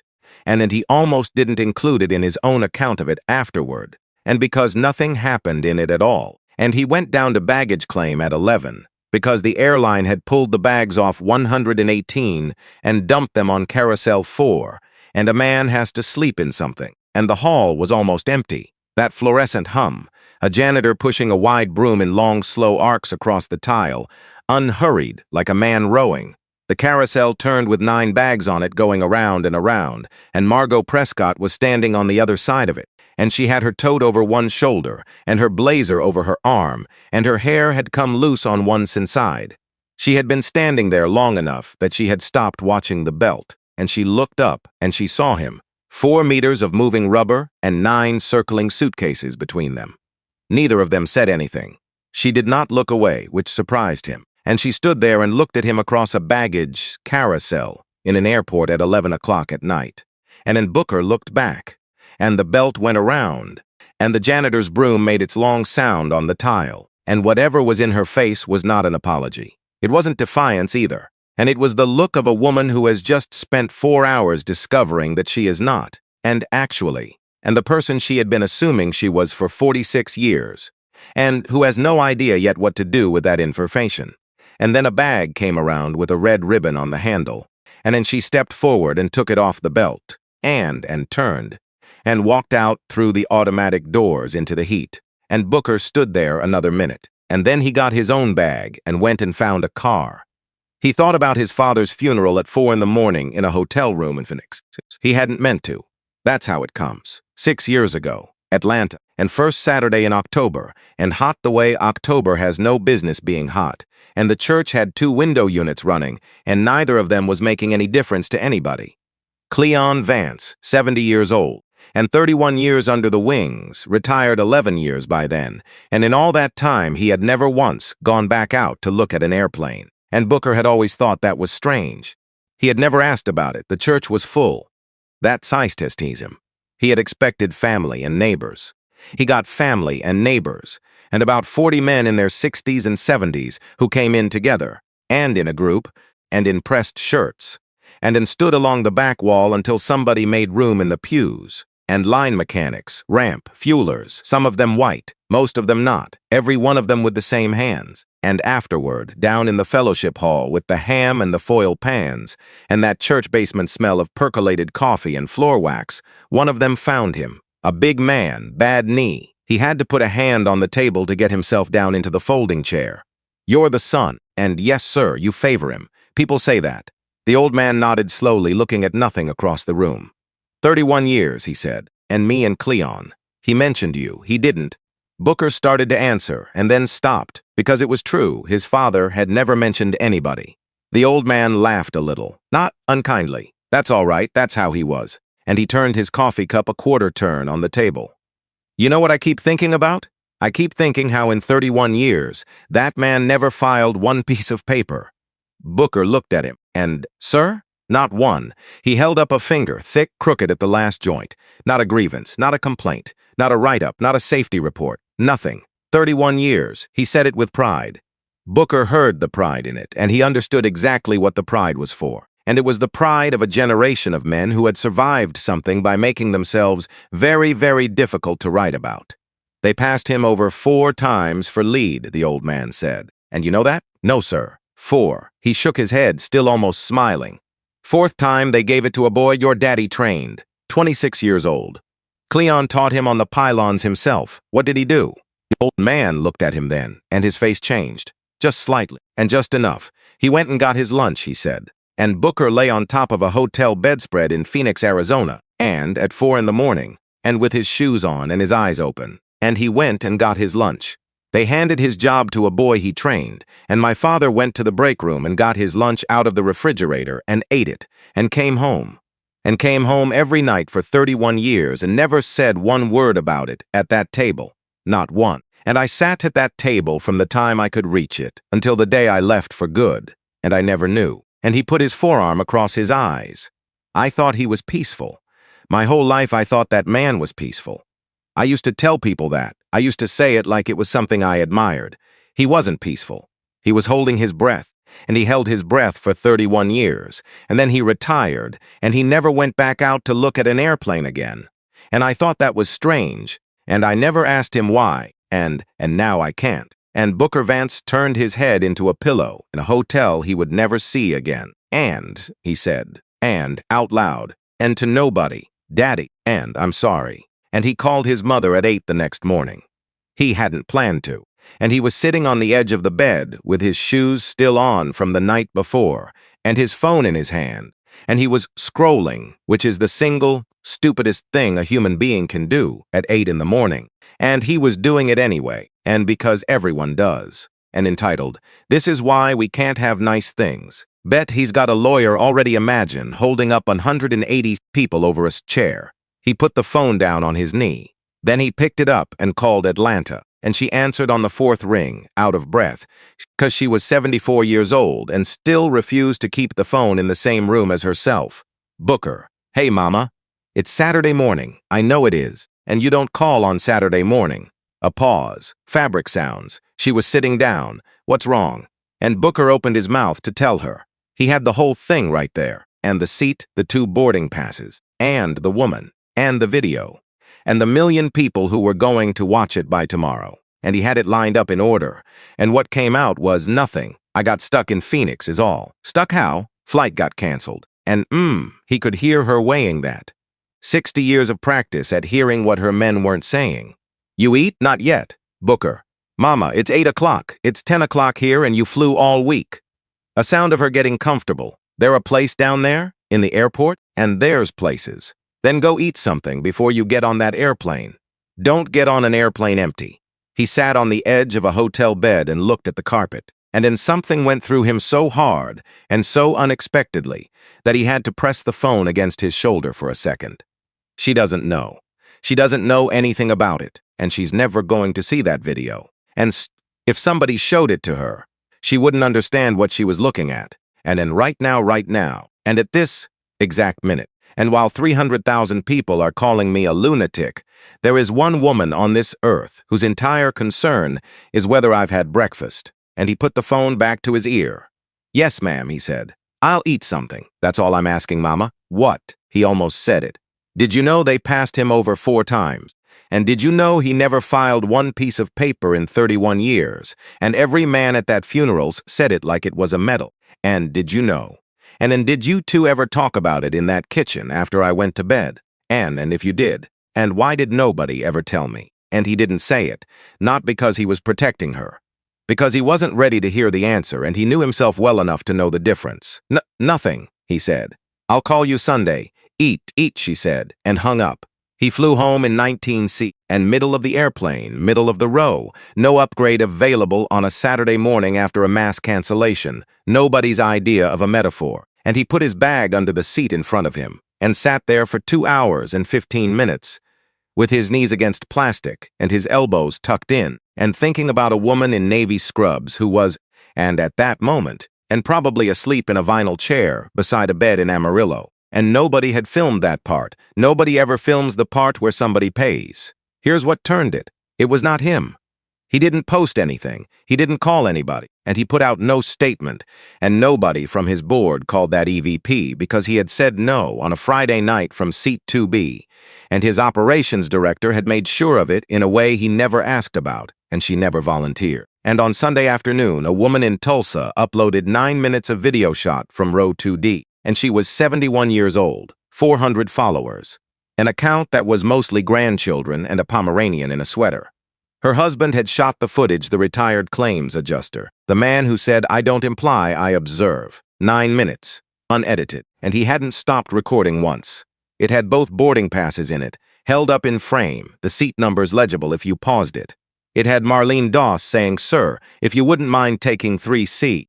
It had Margot Prescott saying, "You're raising your voice," over a man who was not raising his voice. And it had Otis Greer's hand coming down on a seat back, and his voice cracking on, "I've been standing up for 16 years. And it had Booker Vance in a galley with a phone against his ear saying, "My personal card," and not the company's. And then, and 4 seconds later, and because she's got somebody in a bed, and that's why, the caption said, "I was in 2D. Here is the whole thing from the start. My husband says put it up so people quit lying about that man." And 4 million by Monday morning. Adele Brignac called him the following Tuesday. "Miss Brannock, I have your letter." Okay. A pause. He could hear an operations floor behind her, that low crackle, somebody's radio, a printer chewing through something long. "And do you know how many letters I've gotten this week? I'd guess a lot. 640, give or take." Another pause. "Yours is the only one that didn't ask me to fire somebody." And Booker didn't answer that. "I'm going to be straight with you," Adele said. There's a review. "Corporate safety, customer operations, legal, Dallas, 2 weeks from tomorrow. All right, they're going to invite you, all right.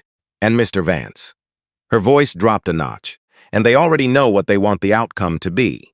Booker sat back in his chair in an office in Dallas and looked out at a parking structure, which is a flight attendant, she said. "One name, clean. Something they can put in a paragraph." He closed his eyes. "I didn't say that. No, ma'am. You didn't. There was a silence on the line that ran about 4 seconds. "And you asked for 26 months of resolution data," Adele Brannock said. "I did. Nobody has ever asked me for that. In 19 years. Not once, I know. It took my team 4 days and 2 arguments. And a breath. 4,112 records." Booker sat up. "You pulled it." "I pulled it," she said. "And I want you to look at it before they do." He looked at it for 11 days, and he looked at it the way he had looked at freight data for 20 years, which is to say with a pot of coffee and a spreadsheet and no interest whatsoever in what he wanted it to say. And 4,112 duplicate assignment events. 26 months. Every domestic station the airline flew. The first thing he found was that it wasn't rare. 5 a week, system-wide. A manual override at a gate counter that failed to clear the prior assignment. And somebody in engineering had opened a ticket on it 16 months earlier, and it had been triaged, downgraded, and parked. Parked because it self-resolved 94% of the time. Booker sat with that number for a long while, and 94% of the time, somebody just gets up. Then he built his own column, because the airline's data did not say who got up. Not directly. There was no field for it, and Booker understood immediately that this was not an oversight. And you don't build a field for a thing you would rather not know. But it recorded the resolution. It recorded which passenger record got reassigned. And it recorded in 11 other fields everything else about both passengers. And loyalty tier, fare class, booking channel, corporate contract or leisure, prior complaint history, prior compensation issued, whether they had ever, in the entire span of their relationship with the airline, filed anything at all. And he joined the tables at 11 at night at his kitchen island with the lights off. Then he sat there and looked at what came back. Here is what 4,112 records said, and when a duplicate happened, the passenger asked to move was the lower-tier passenger 71% of the time. And that was expected. That was very nearly defensible. It's a business, but hold tier constant. Compare only passengers at the same status, in the same fare class, in the same cabin. Two people who look identical on the screen in front of the crew. And the pattern doesn't go away, and it gets sharper. And because when two passengers were the same on paper, and the one asked to move was and overwhelmingly, and the one with no complaint history, and 83% not the newer customer, and not the cheaper ticket, not the one who booked last, the quiet one. The passenger who across years and years of flying had never once written in, never asked for anything, never filed. Booker leaned back on the stool in his dark kitchen. They're not picking the one who's wrong, and they're picking the one who won't say anything about it afterward. And how do they know which one that is? They don't, not consciously. There is no field on that screen that says this one's quiet. And I checked, it isn't on the interface, they cannot see it.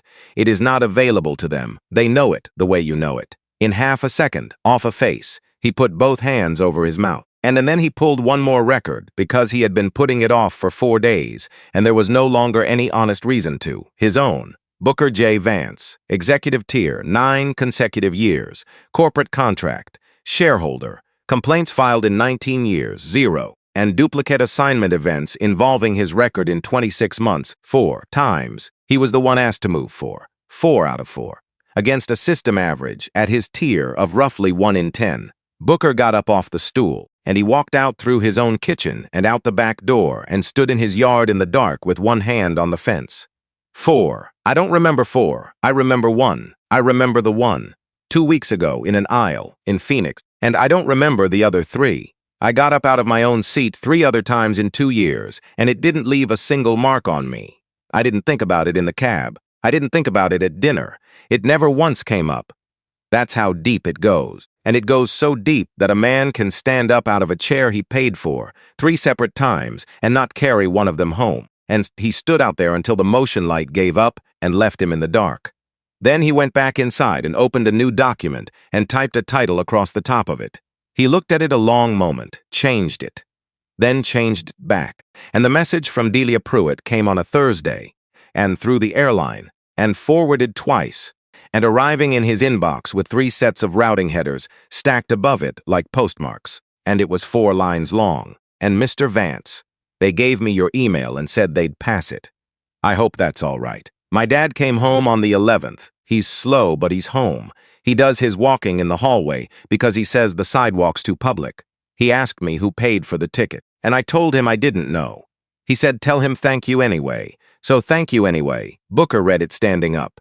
Then he sat down in his chair and read it again, and he did not reply for 2 days, and when he did, and he wrote 1 line, and then deleted 3/4 of what he'd written under it, and sent what was left. And tell him I hope the hallway gets boring soon. And the Vonterra Operations Center in Dallas has a room on the 4th floor with a long table and a window overlooking a maintenance hangar, which Booker decided on site was either an accident or the single best designed room in the state of Texas. And August 18th, 9 in the morning, he wore a suit that was deliberate. He'd stood in his closet for a while thinking about it, and he had very nearly worn the gray polo out of some idea about making a point. Then he thought, don't be cute, and cute is for people who aren't serious.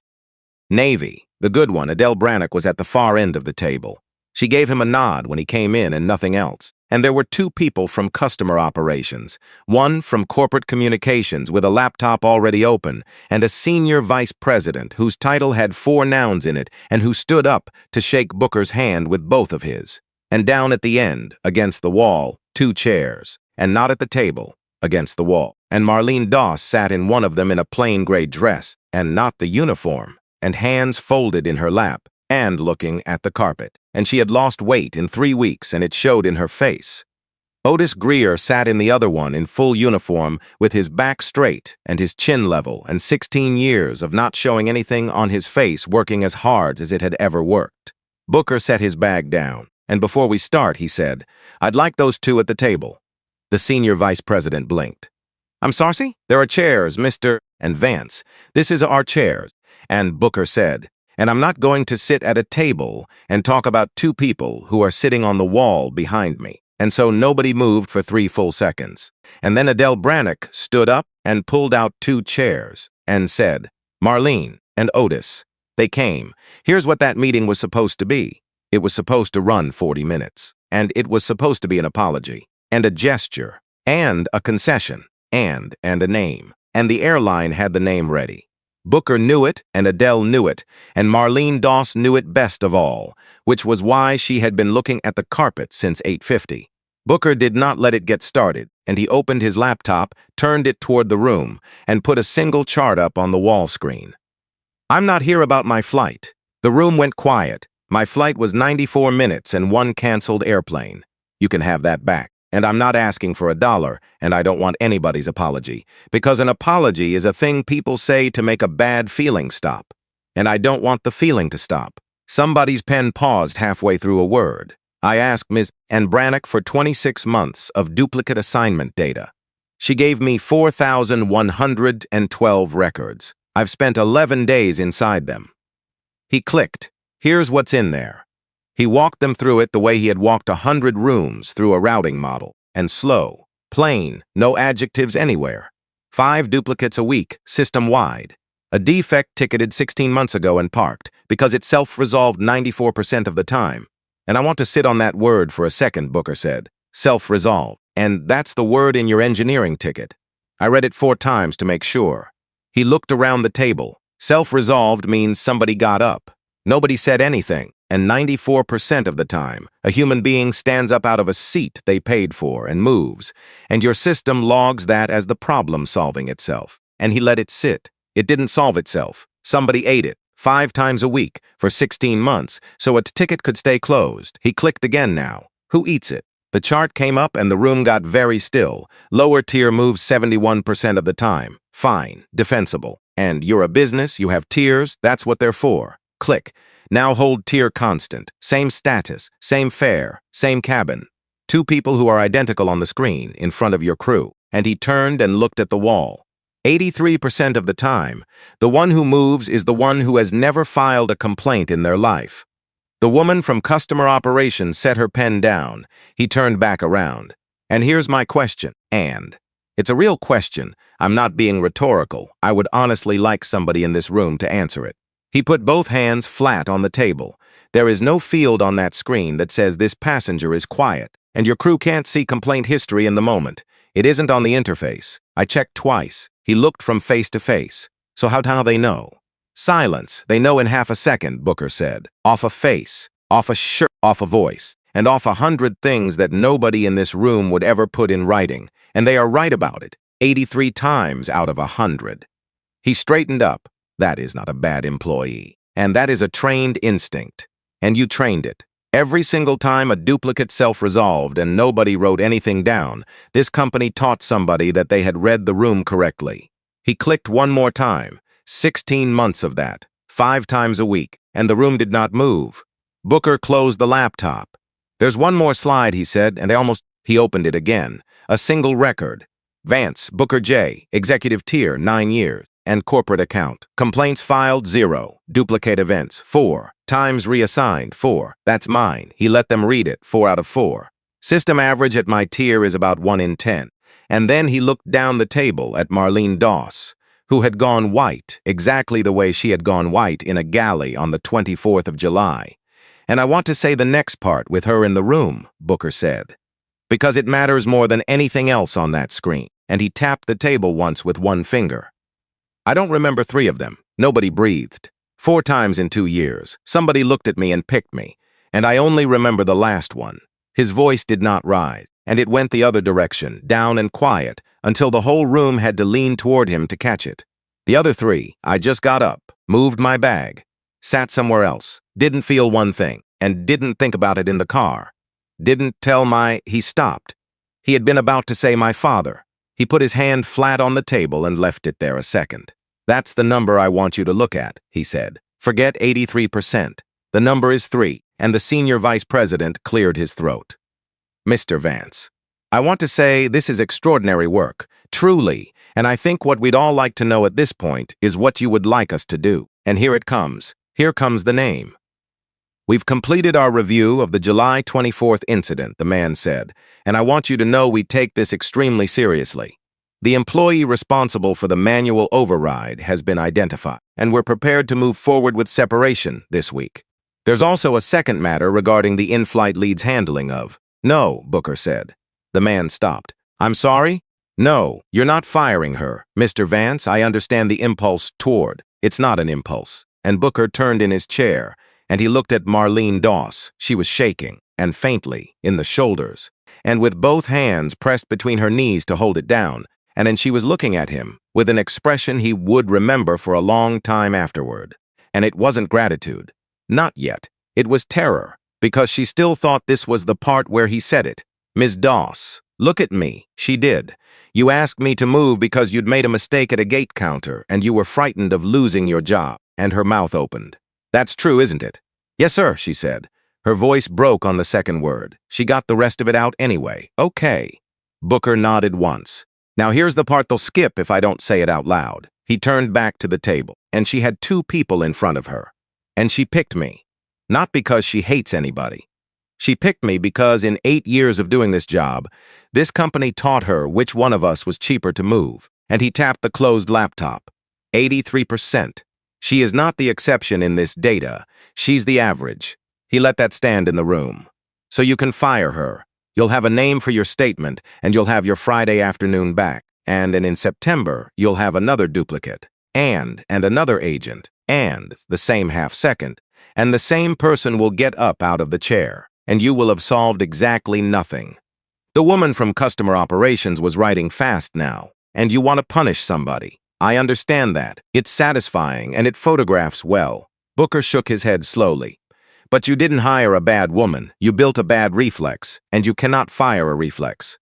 Adele Brannock spoke for the first time in 40 minutes, and for the record, she said, Ms. Doss reported the override herself, on the 24th.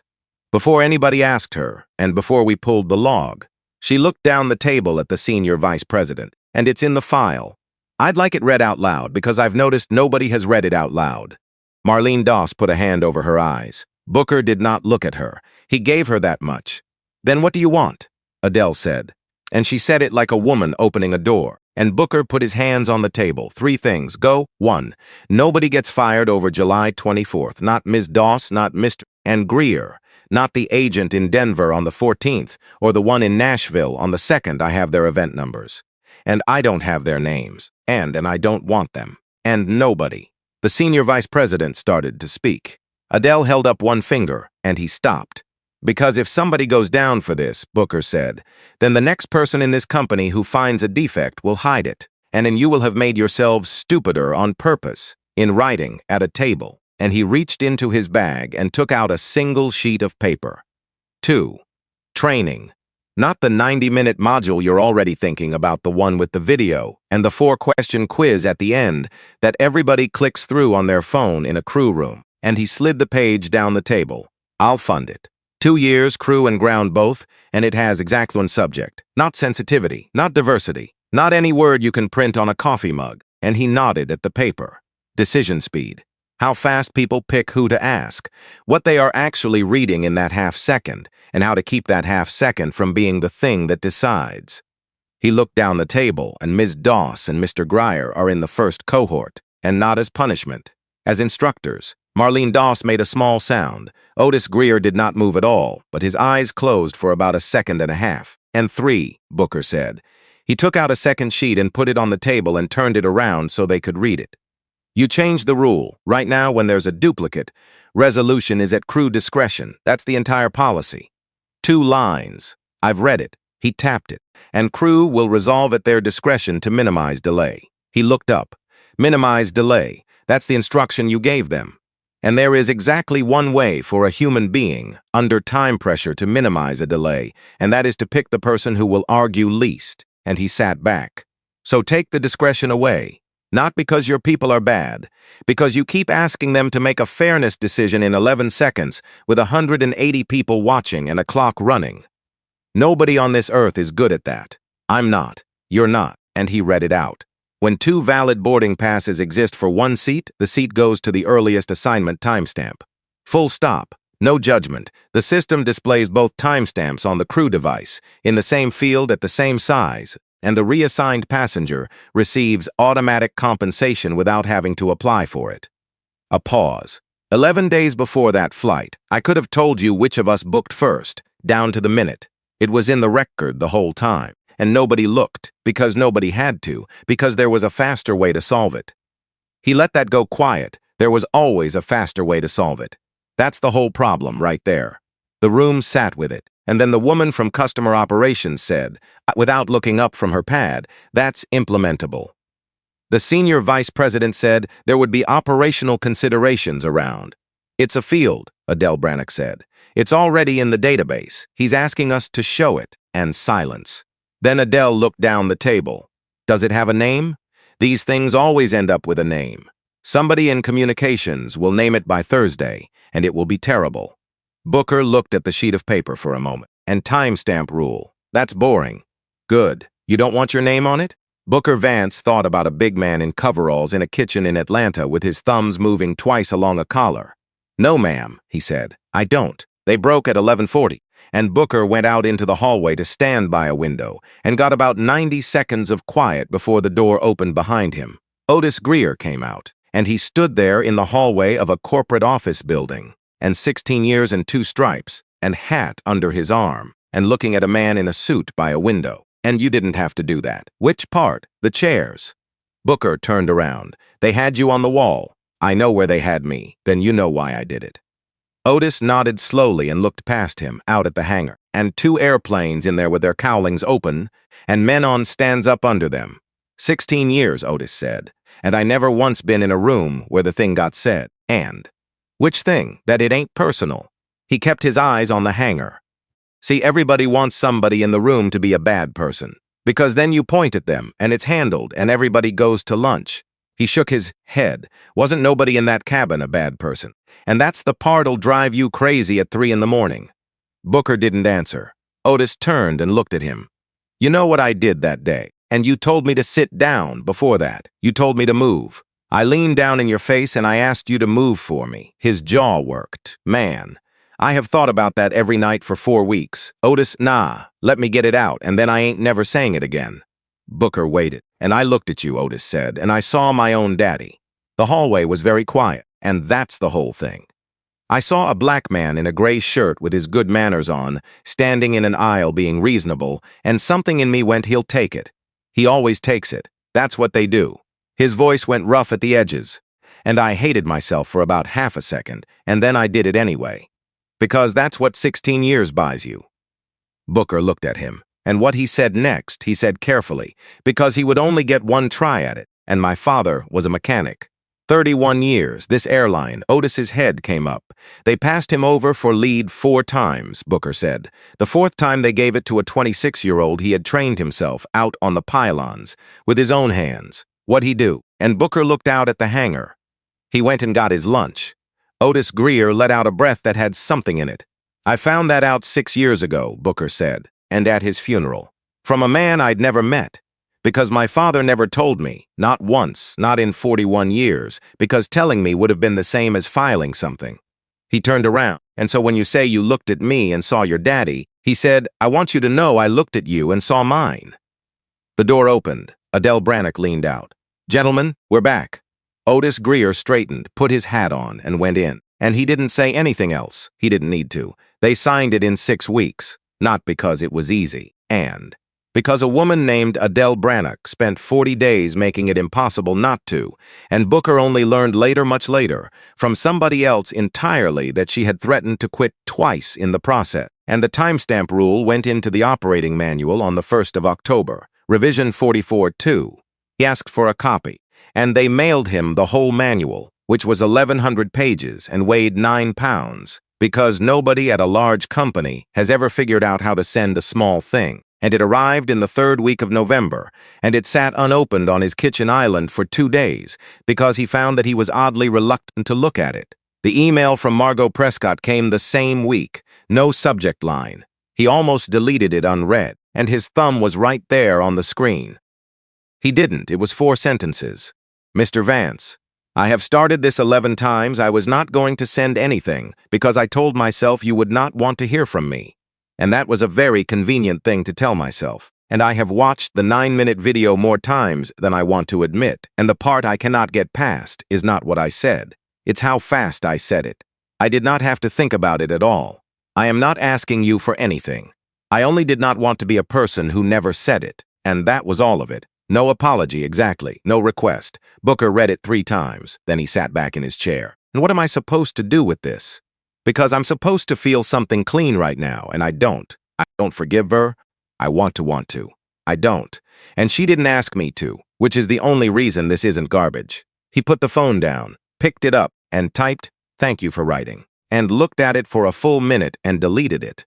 And because it wasn't true, and he had spent 47 years saying things that were true in order to keep rooms comfortable, and he was finished with that, and typed, "I'm not there yet." Deleted that too, because it was for him and not for her, and sending it would only have been a way of handing her something to carry on his behalf.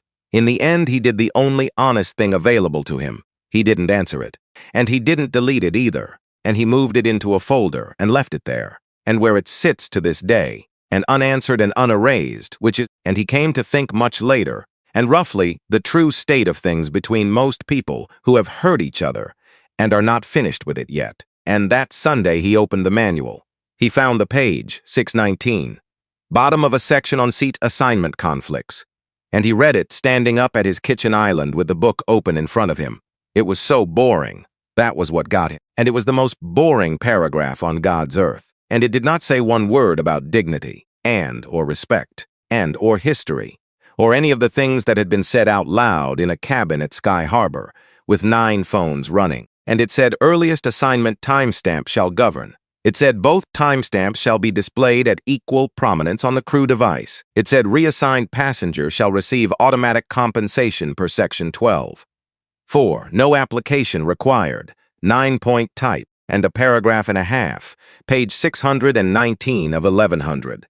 Booker Vance stood in his kitchen and read 4 sentences about a database field and had to put both hands flat on the counter. That's it. That's the whole thing. And not a speech, not a lawsuit, not a man standing in an aisle with his heart coming through his shirt. A paragraph and a half in a book nobody reads. He closed it.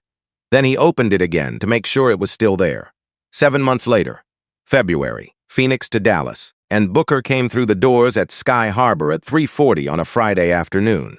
Same door, some of cold air hitting his chest. He didn't stop this time, and he'd been in Phoenix 2 days instead of 6. And he'd learned a few things in 7 months, and one of them was that a man does not have to be worn down to the bone to be worth something, a sentence that sounds obvious written down, and takes about 25 years to actually believe. Gray polo, dark jeans, sneakers, and he'd thought about that too. He'd kept them. Seat 2A.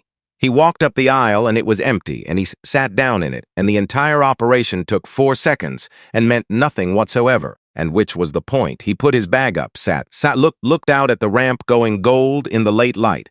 Something to drink before we push? He looked up Marlene Doss, and she had a tray in one hand, and her hair pinned the same way, and she'd gained the weight back, and then some. And she looked at him with a professional half-smile. And for one long second, Booker honestly could not tell whether she had recognized him. And then she did. He watched it land. He said, "Black." "Yes, sir," that was all. And she went back to the galley and came out 40 seconds later and set the cup on his armrest with a napkin under it. And he said, "Thank you." And then she said, "Of course." And she moved on to 2C. And neither of them said one word about any of it. Booker was grateful for that in a way he could not have explained to another living person. And because that is what it's supposed to look like. It isn't supposed to look like a reunion. It isn't supposed to look like a moment. It's supposed to look like a woman with a job doing it, and a man in a chair drinking coffee. That's the whole thing, and that's what all of it was about. And at 5:52, and 4 rows back, and a voice went up, and, "No, ma'am," and, "I'm sorry." And mine says 6C2, look, and right here, Booker's head came around, and he couldn't help it. His whole body turned toward it before his brain had cast a vote. A man in a windbreaker standing in the aisle with his phone out.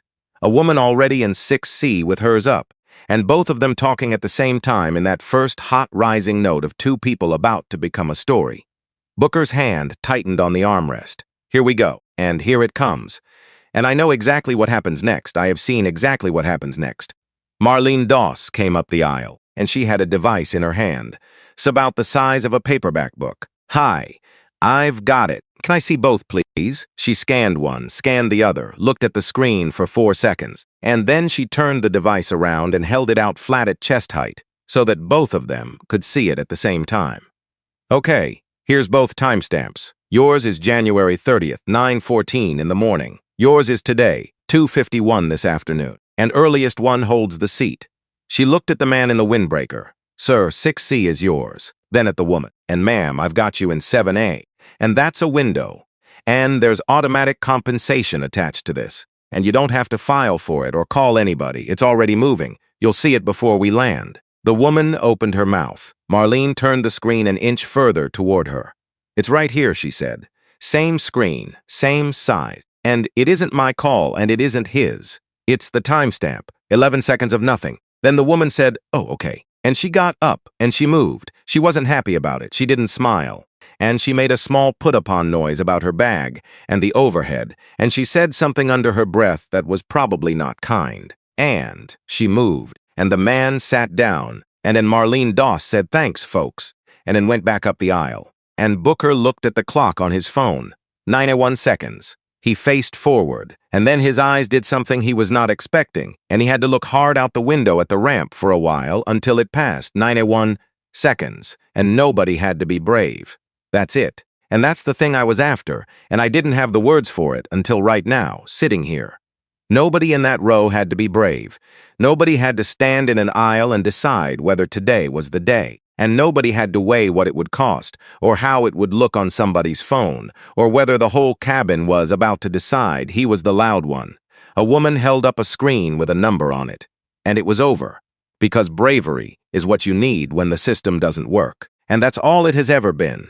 Every brave man I have ever admired in my life was standing in a gap that should not have been there. And Booker Vance put his hand over his mouth in seat 2A, and what he needed was a paragraph and a half. 9-point type. Page 619. That's all it would have taken.